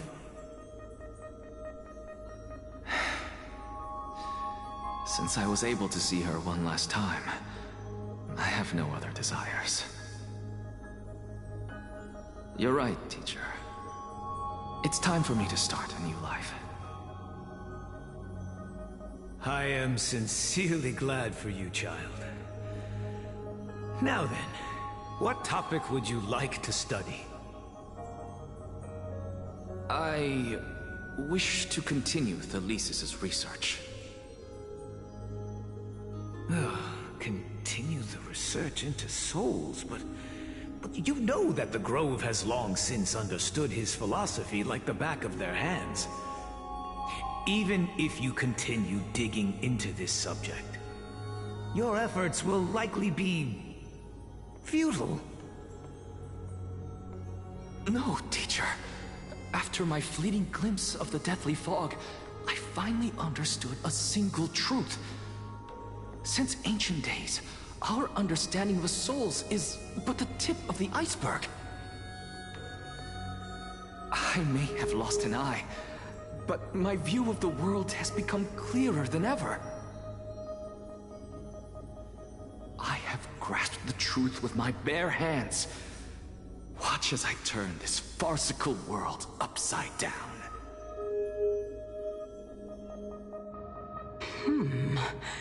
Who would have thought such a secret lay concealed beneath that hefty eye patch of yours? However, this story doesn't seem to be connected to your plan. In fact, I'd say that they aren't related at all. The answer lies within the tale. If even you cannot understand it, perhaps you should relinquish the divinity of reason to me. After all, it'd be a waste for you to hold on to it. My story ends here. Now it's time for you to tell me your secret. After all, this is what equivalent exchange means, correct? As expected, you laid a trap for me to step into. Unfortunately, even if I was willing to talk about my past, I may not know more about it than you do. Oh? Are you saying that the renowned Reason Titan is now admitting a lack of wisdom? Your followers are going to be sorely disappointed by this. Oh, child of humanity, remember this. Being cognizant of one's ignorance is the greatest wisdom of all. Now I understand. No wonder you asked me to answer your random, nonsensical questions. Not only that, you're the only one who can shed light on my query. As the saying goes, onlookers see most clearly. Is that so? Lord Anaxa. Hmm? I saw you muttering to yourself and was wondering whether you were caught in a delirium of reflective thought. I'm sorry to interrupt you, but time is of the essence. I have a message from Lord Lygus. Lady Kindness has met up with the Council of Elders and is awaiting your arrival, so please depart forthwith. It's finally time. Carefully. The one who created the world, and the one who bears the world.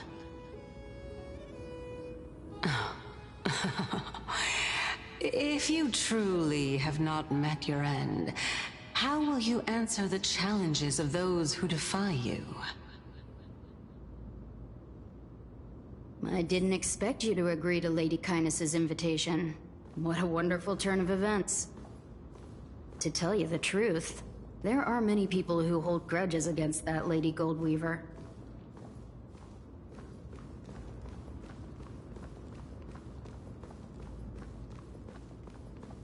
Isn't that the dromas draped in finery? Avoid his gaze. I don't acquaint myself with blasphemers. Don't worry. He's too full of pride to pay us any attention. Your nickname is Dromus as well? You must really like those creatures.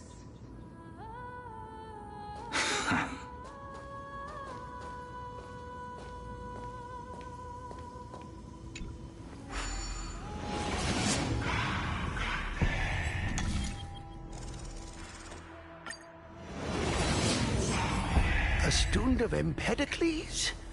I hear that his views run counter to the Venerationists. This is what being a scholar is about.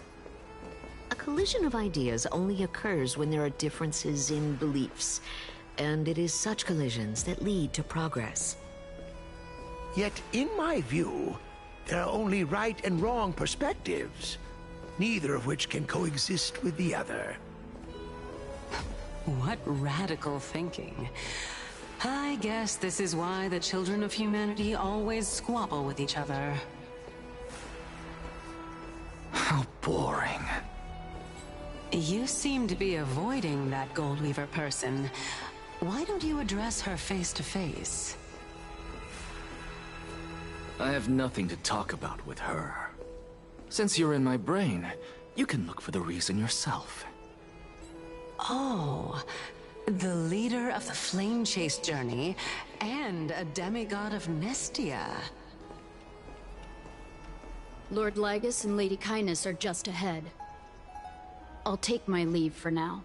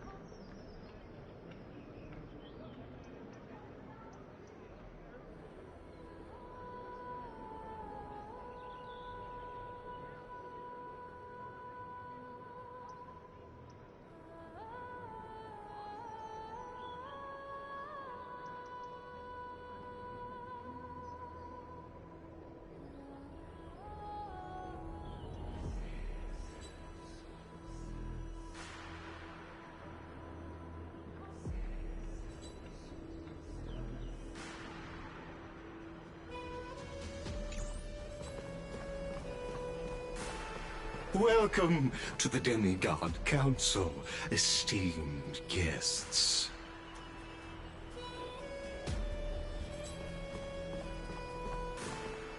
Lord Anaxagoras, I've heard so much about you.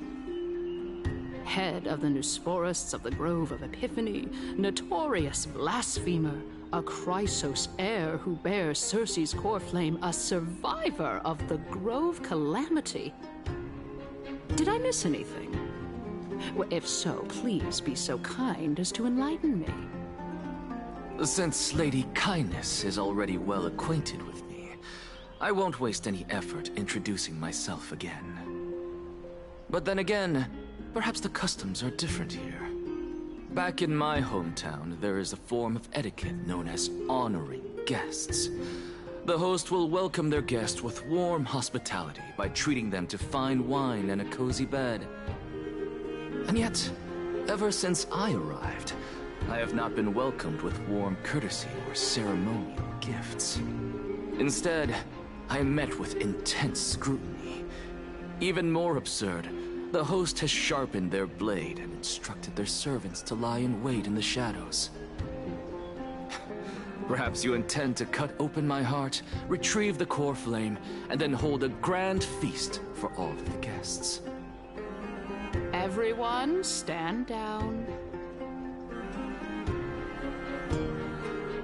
Thank you for understanding.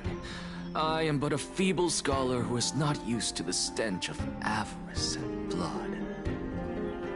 No need to be humble, my lord.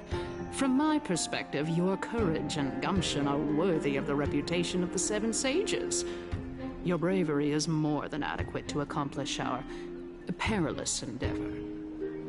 So, you wish to start a war? Well, since the Chrysos heirs are calling for war, we will respond in kind. Conflict is inevitable. Since Aglaya endeavors to suppress the virtuous commoners with blood of gold, we will not hesitate to display the rights and mettle the citizens of Akama are so entitled to. As to your question of whether peace is still a viable option, well, to that I can only say this. Everything hinges on the next citizens' assembly and whether they have a sudden epiphany amid the clamor of the masses. And since you, as a Chrysos heir, accepted our invitation, you have indeed given us a glimmer of hope. What brazen arrogance. What you're saying right now is worlds apart from what you were saying before you retired your cleaners. I don't deny it. After all, they're responsible for cleaning up any threats, and just a moment ago, you were on the side of the Chrysos heirs. But now that you're an ally of ours, we can continue talking somewhere else. As you know, these walls have ears. I was fortunate enough to have the opportunity to discuss a treatise about the Venerationists with your teacher, Empedocles. Yet, it seems you subscribe to the Nusporists instead, Lord Anaxa. I've heard that this school of thought is one with many detractors. It's normal for ideas to have supporters and dissenters, just like how there are two types of people in this world: geniuses and dimwits.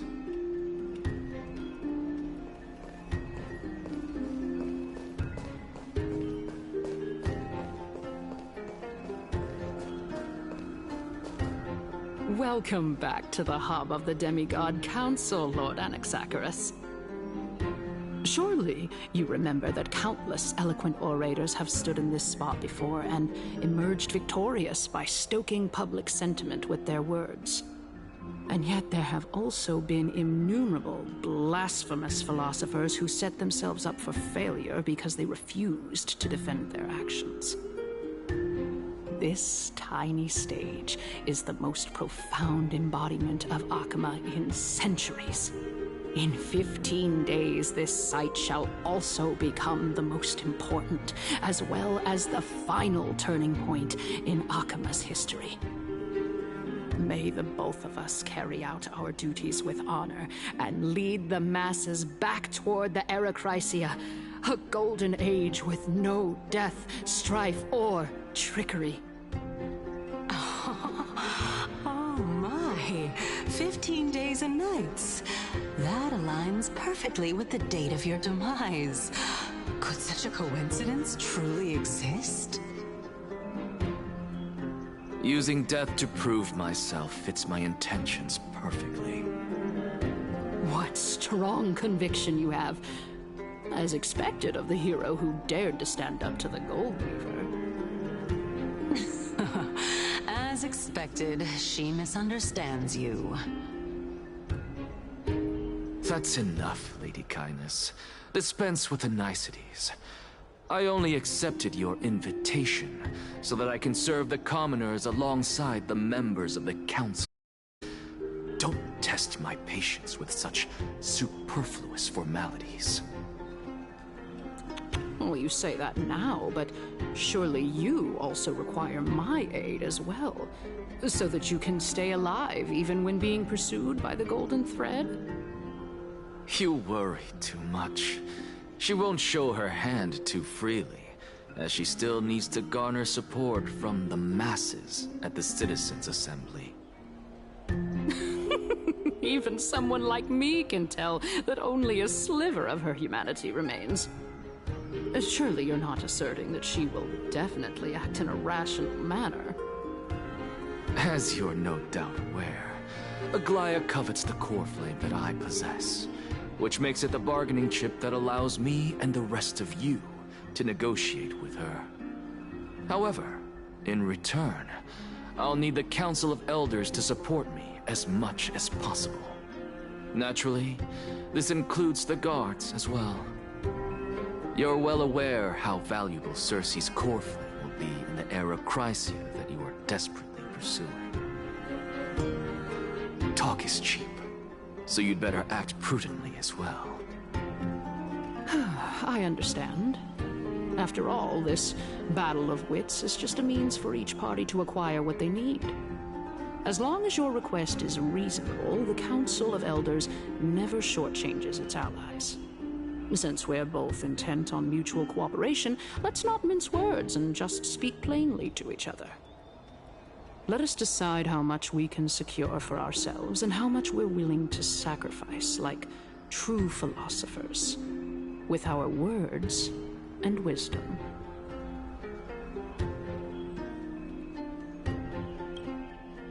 Continuing from the earlier topic, let us discuss our common enemy, Aglaya.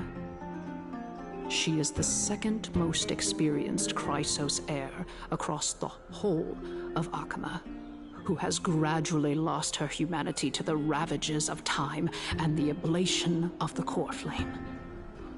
A formidable opponent indeed.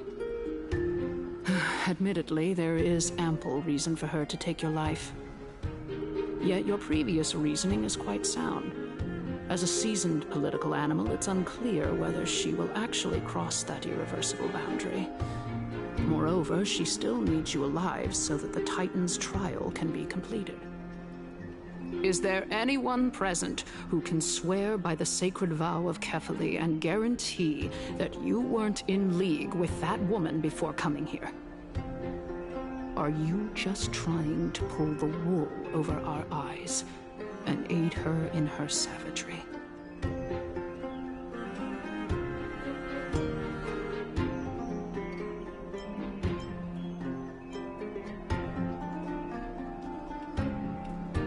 I believe you're aware of Castorus the Executioner. Long before I returned to Akama, Aglaya had already dispatched her to monitor me. If I weren't able to reach this place in time, I would have been forced to meet Thanatos first. As compared to a comprehensive plan with uncertain results, if you decide to cut open my chest and remove the core flame, wouldn't that settle her nerves even more? Everything is in place. She just needs the right timing. I understand what you mean. At the very least, the both of us agree that this tyrant who wallows in extravagance and greed is the greatest threat to achieving peace in Akama.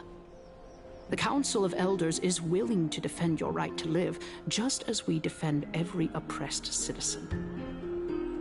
However, I regret to say that sentiments in favor of the Chrysos heirs and Aglaya are only growing in magnitude. The peace that we are aspiring toward, as well as everything that we hold dear, will be destroyed completely. The city will be burned to ashes, and the citizens' blood will be shed. Tell me, what are you willing to do for our esteemed citizens so that they can vanquish the enemies of our fine city?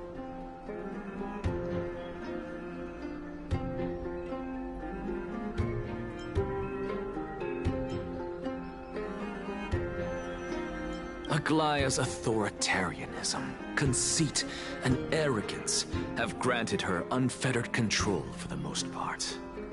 Yet these traits are also her greatest weakness. If I can render her helpless by forcing her to experience the agonizing pain of betrayal, I am certain she will never recover from such a setback. Surely you don't believe that such a tiny betrayal will be enough to push her to her wit's end. What's more, there are many who remain silent, merely watching to see how much chaos I can unleash. Not to mention, you know full well that the Chrysos heirs have never been a united front. In the name of Kefali, Akama thanks you for your sincere and valuable thoughts. At this stage, it's clear that you and I understand the benefits to be won from this discussion. Let me put it plainly. The Council of Elders has always been renowned for its fairness, and that fairness is built on a foundation of sincerity. The Council of Elders has vowed to all citizens of Akaba that it will always remain loyal to them. As for you, my lord, how will you guarantee that you will be able to live up to such earnestness and will not betray Akama's indomitable citizens when the opportunity presents itself? Just as you now betray Aglaya when it suits you.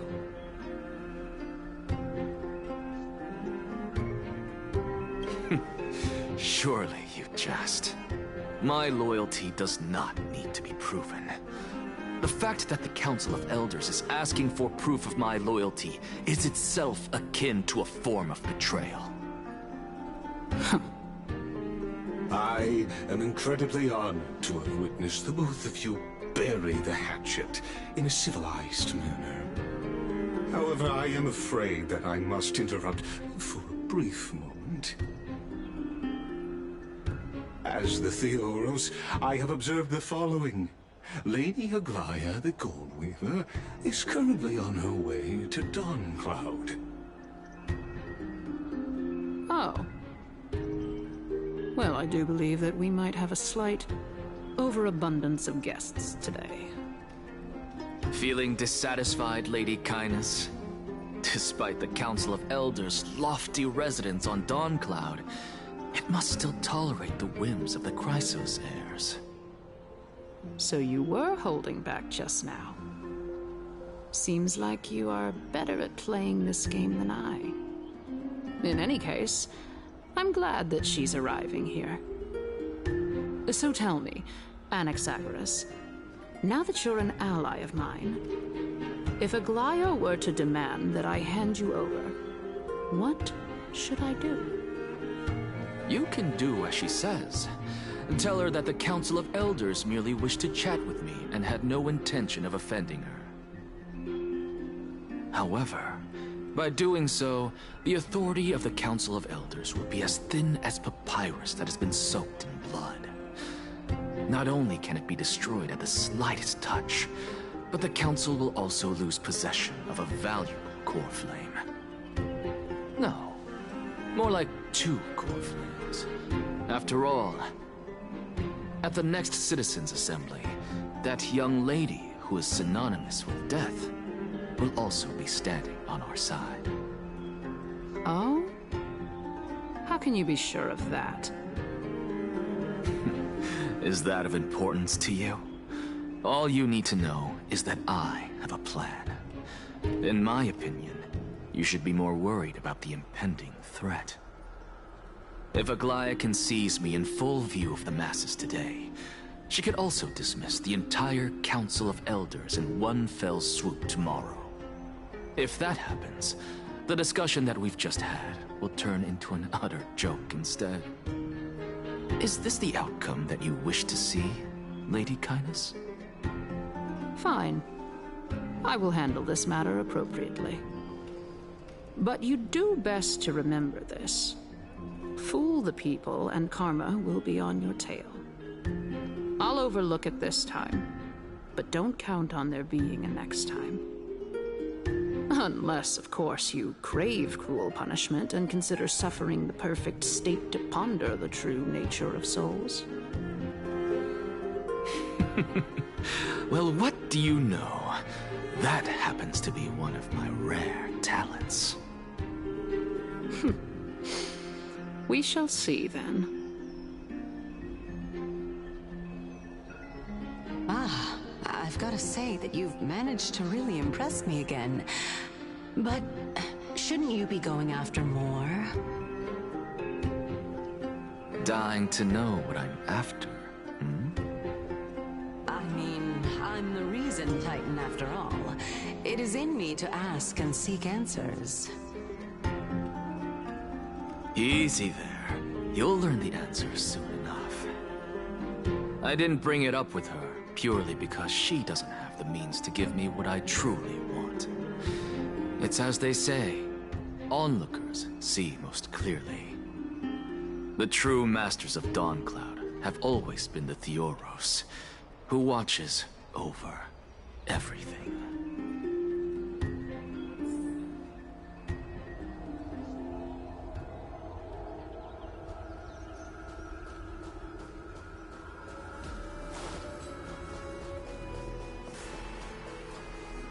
unexpected visitor. Welcome once again.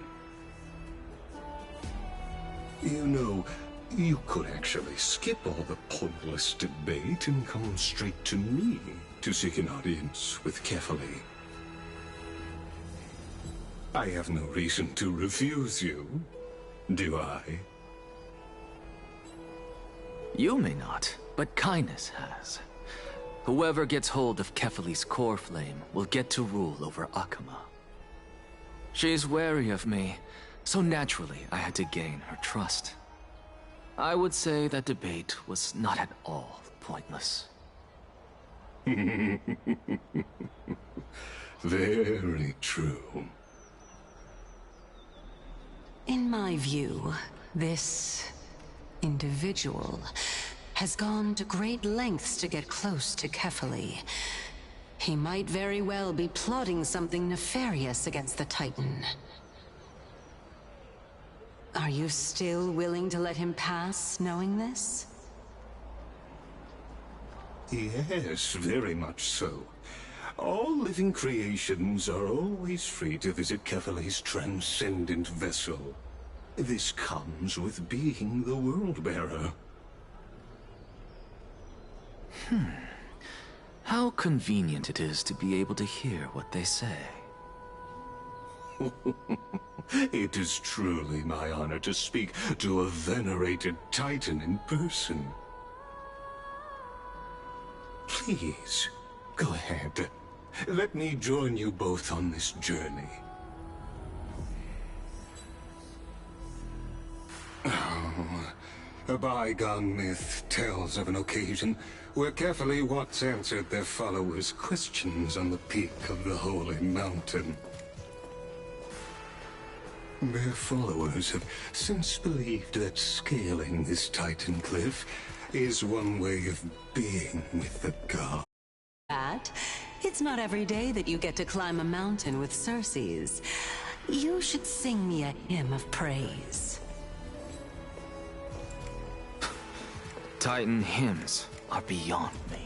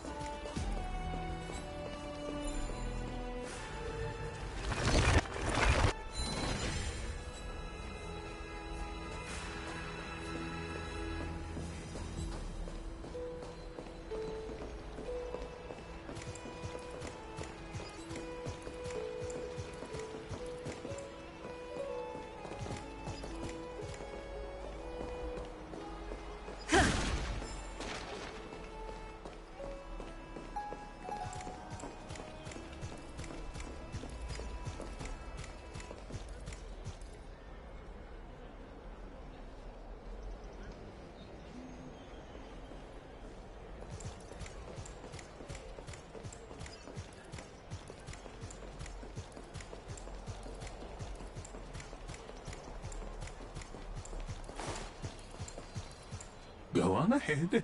Take this Yanis shortcut, and the long pilgrimage stairway will be waiting for you at its end. I have to admit, I never expected you to not ask me anything. Not even my motive. Because I know very well what it is you are after. As the saying goes, a gentleman helps others achieve their goals. I have a feeling that your theory will be validated at the end of this journey. I believe Kefali will not deprive you of your right to ask your question, especially now that you're on the brink of death. You must be closer to Kefali than anyone else. Wouldn't you agree? I hope things go as you say, then. Putting a child of justice into a farcical world is bound to turn it upside down. It is my hope that you bring a much-needed change to this world which is on the brink of destruction.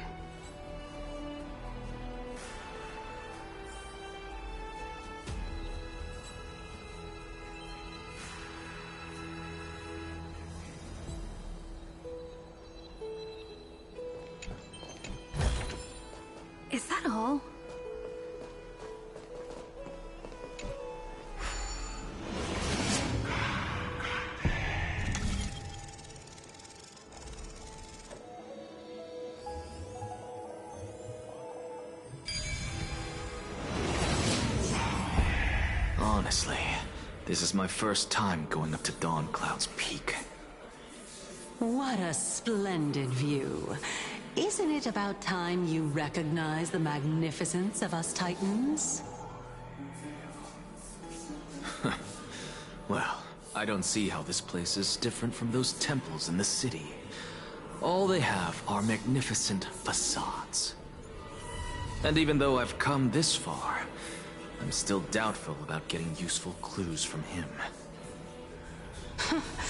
I must be getting ahead of myself to be expecting to hear something nice from you.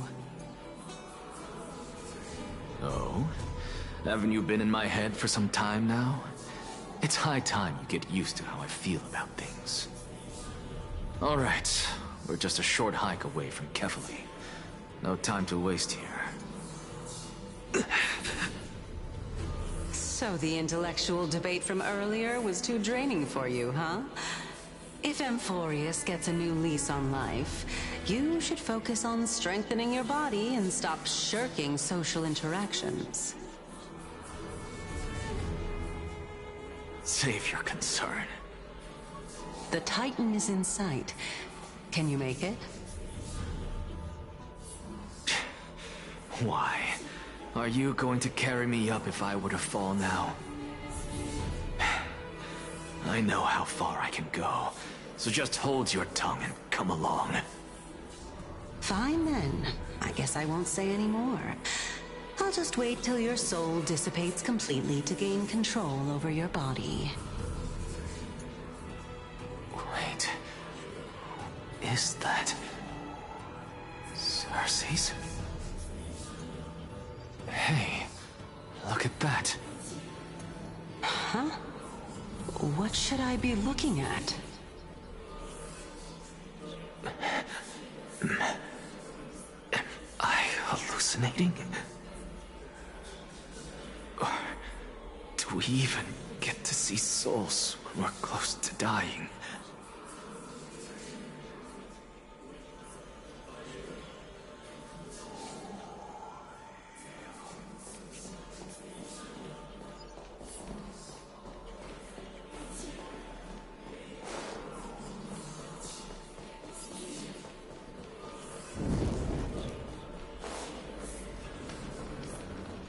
Oh? Why didn't you bring your favorite spear with you on this trip, Nias? Nias? I know I've heard this name somewhere. Huh. It's unfortunate. The Black Tide destroyed every last inch of my calyx. How could that be? Even a creation of Georios, from their prized ores and molten fire, couldn't escape the fate of destruction? Hey, Cersei's. Do you know a certain Nias? Nias? No, not that I remember. How did you even think up such a strange name? I just saw him. Nias. A warrior-like figure who was just chatting with you here. No, I have no such memory. Could you be hallucinating?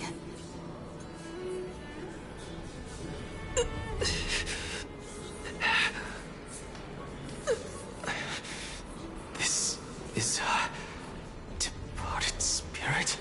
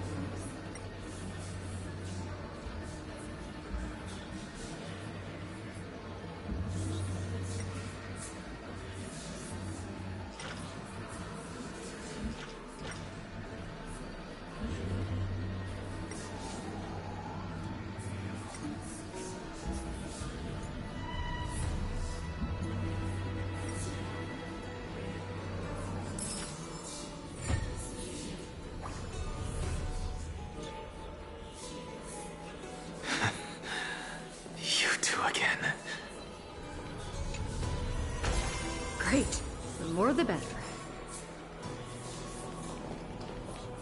Enough about me. Did Kaos ever reply to you? Well, regrettably. Seems like the price of becoming a demigod is a lot heftier than we thought. Kaos. Demigod. I've never heard of this person. Which Titan's authority did he inherit? Look on the bright side, Nias. Since we've come all this way, I doubt he'd snub his old friends, would he?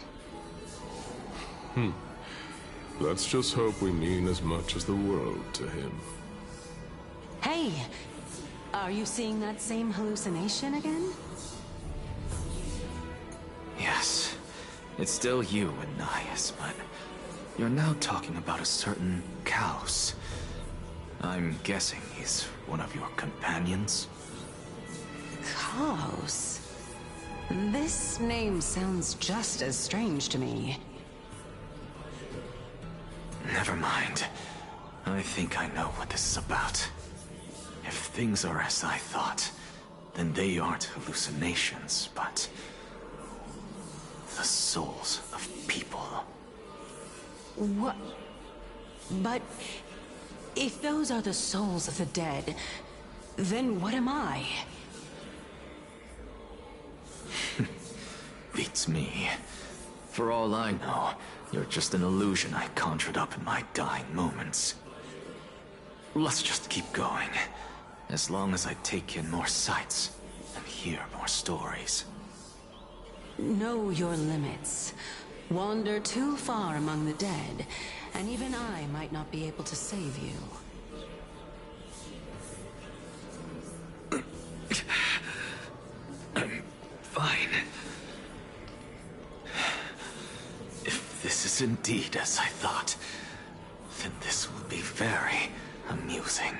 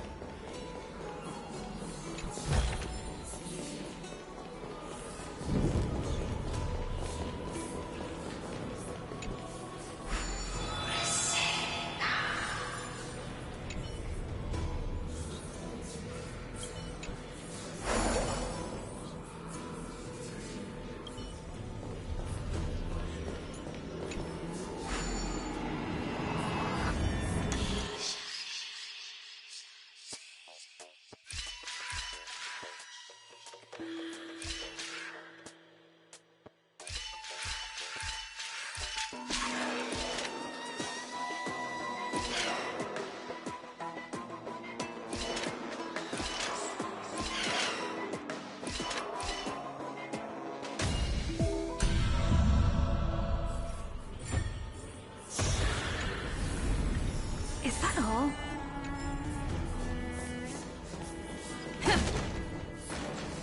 So, we meet again. I'm sure you wouldn't mind a snooping ear.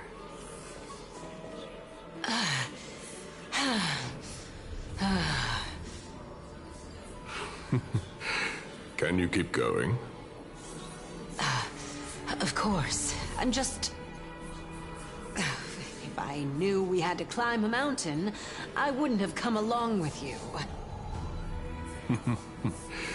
I guess this also counts as one aspect of the world-bearing burden.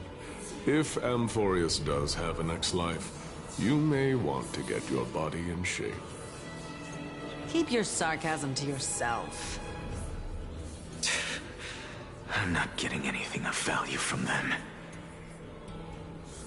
I would sooner throw myself off this cliff and hit rock bottom than exercise even a little. I am Calypso of the eminent Seven Sages, after all. Training would make me no different from those Helcalithist barbarians. Calypso. She's one of the Seven Sages. A member of the Grove? No, she can't be. I would know her name if she really were one of the Seven Sages. Hey, Circes. Does the name Calypso ring a bell? Circes? Daggone. Doesn't matter. I can do this myself. Looks like I'm nearly there now. The land of the dead.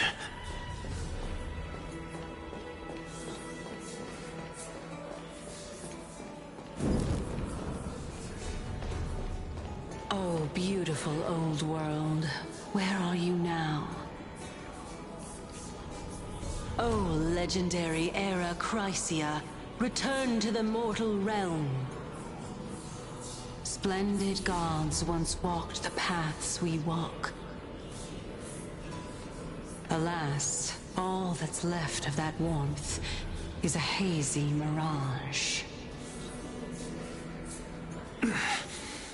Why are you chanting that too?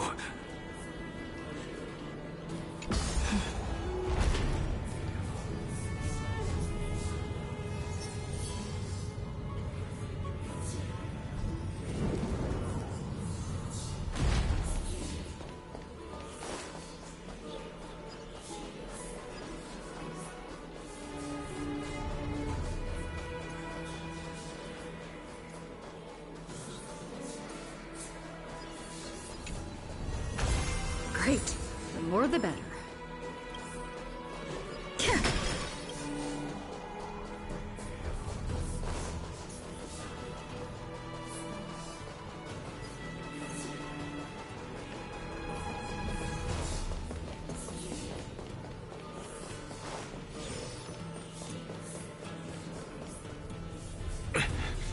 We're here.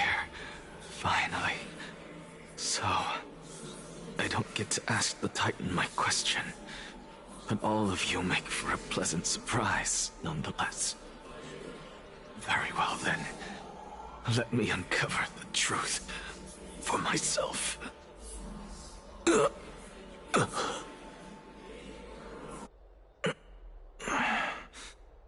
I still fail to make it in time? Uh-huh. So, I'm back here again. This is... I can hear it. I hear it from the depths of the tides, behind the closed doors of the void world. A voice ready to tell me something. This time, the voice is a lot clearer than before.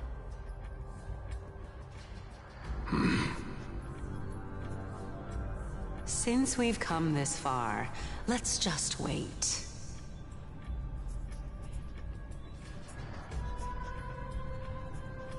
Lord Nias and Miss Calypso, are you both here to visit Chaos too? Yes, and we've been waiting for quite some time now. Regrettably, he hasn't answered us. The worst-case scenario is that he's already been overwhelmed and crushed by the world-bearing burden. You're overthinking, Lord Nias. I can still sense Chaos' soul in the area. And besides, we both know Chaos' nature. A deliverer like him wouldn't fall so readily, much less give up on all that he holds dear. Isn't that so? Yes. I have faith in him. That reminds me. Why are you making this trip alone, Polixia? Oh, my sister needs more time to make sure the flowers are fine.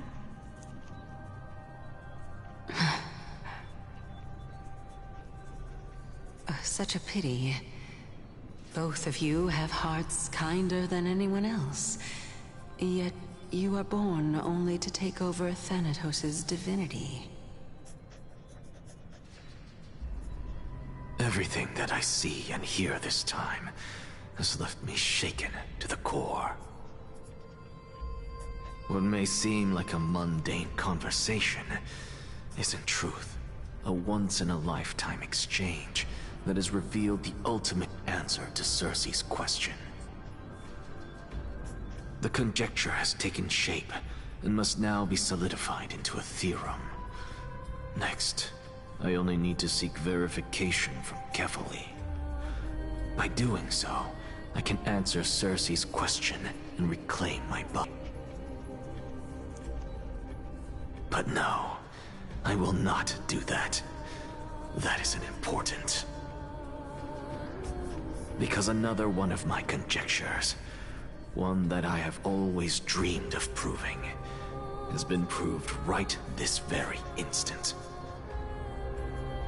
Fusing a mortal soul with that of a Titan to replace said Titan is not a ludicrous idea after all.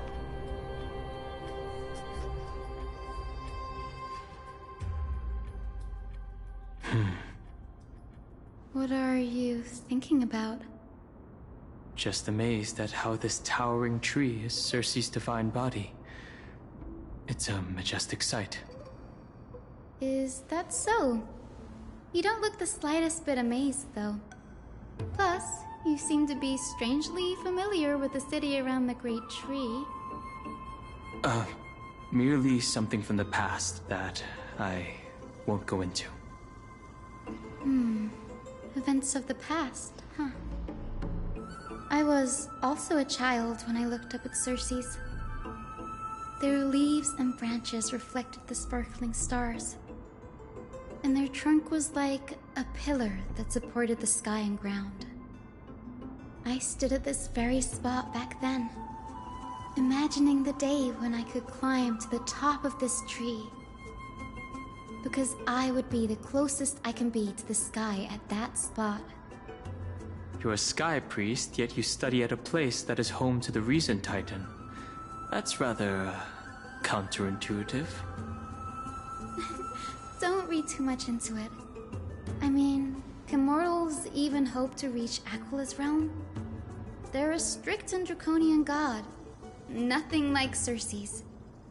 Reason is willing to share what is theirs with others, but Sky only expects people to revere them. You get what I'm saying, right, Denny? After all, the Titan that imprisoned you and Grey here in Amphorius is none other than Aquila themselves. Yes, I didn't count on provoking the ire of a local god. But there will always be people who dream of soaring towards the sky. The Grove has a wealth of research on Aquila, and that is exactly what we are here for. It's just, I never thought Grey would meet with something like that before we set off. As a physician, I should have been there by her side. Bad luck tends to come in streaks, so don't beat yourself up over it. Besides, Aglaya needs you here to uncover the truth behind what happened to the Grove. Let's just make the most out of this trip and keep a lookout for any documents related to the Death Titan. They could be useful to her. Yeah, there's no rest for the weary, huh? In any case, what we're looking for could be anywhere in this enormous grove. Let's split up to cover more ground. Danny, with your skills, I'm sure those monsters born of the Black Tide will pose no threat to you anyway. What about you? Will you be alright on your own? Have you forgotten that you're talking to the chief physician of the Twilight Courtyard? Have more faith in me. I'll be just fine. The silence in here is near deafening. With the vast amount of knowledge it holds, this academy is akin to a labyrinth of information. Even the cleverest of scholars would easily lose their way in here. I should gather my thoughts before heading in.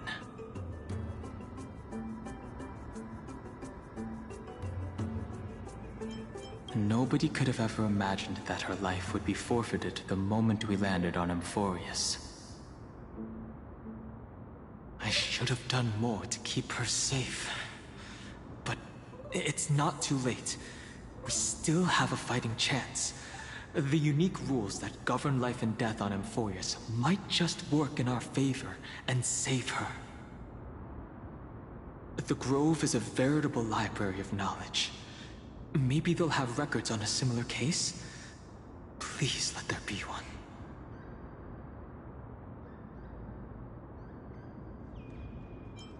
In the myths, Aquila, the Titan who reigns over the domain of the skies, is a colossal bird that overlooks the world beneath them with 100 eyes. As long as they continue to soar above the clouds, the people of Amphorius will remain trapped on the ground. Hyacinth's forebears were priests who worshipped Aquila. Nobody is more familiar with the taboos of the Sky Titan than her. Seeing how Aglaia has sent her here as a guide, it's possible that she has plans to have Hyacinth take on a trial in the future.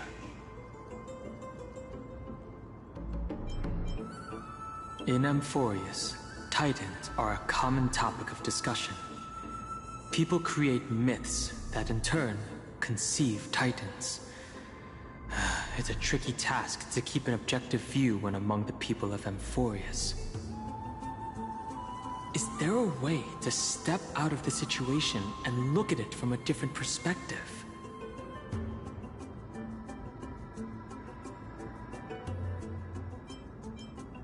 Titans and Eons are two distinct classes of beings. Titans can communicate with us humans, and it is not impossible for us to overpower them. Upon their demise, we can even take over their divinity. In this regard, Titans can be said to be a lot more similar to humans than Eons are.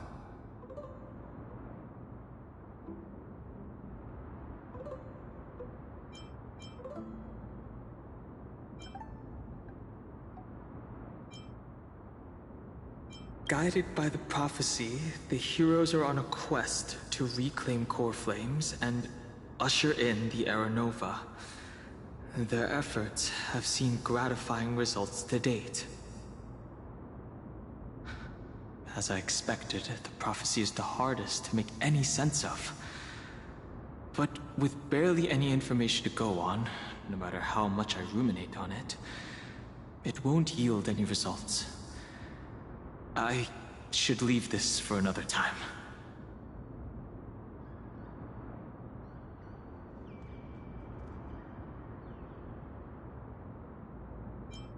Chrysos heirs are humans who possess heroic qualities, with most of them demonstrating extraordinary combat prowess and strength. Upon clearing a core flame trial, a Chrysos heir can even ascend to a demigod and inherit a Titan's divinity. Wait. Something about that feels off.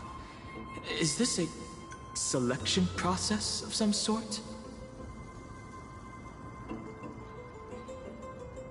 I should probably turn my attention to something else.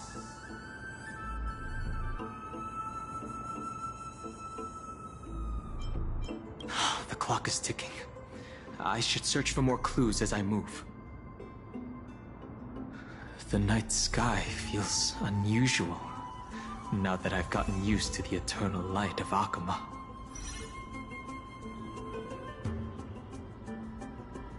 Will of preservation!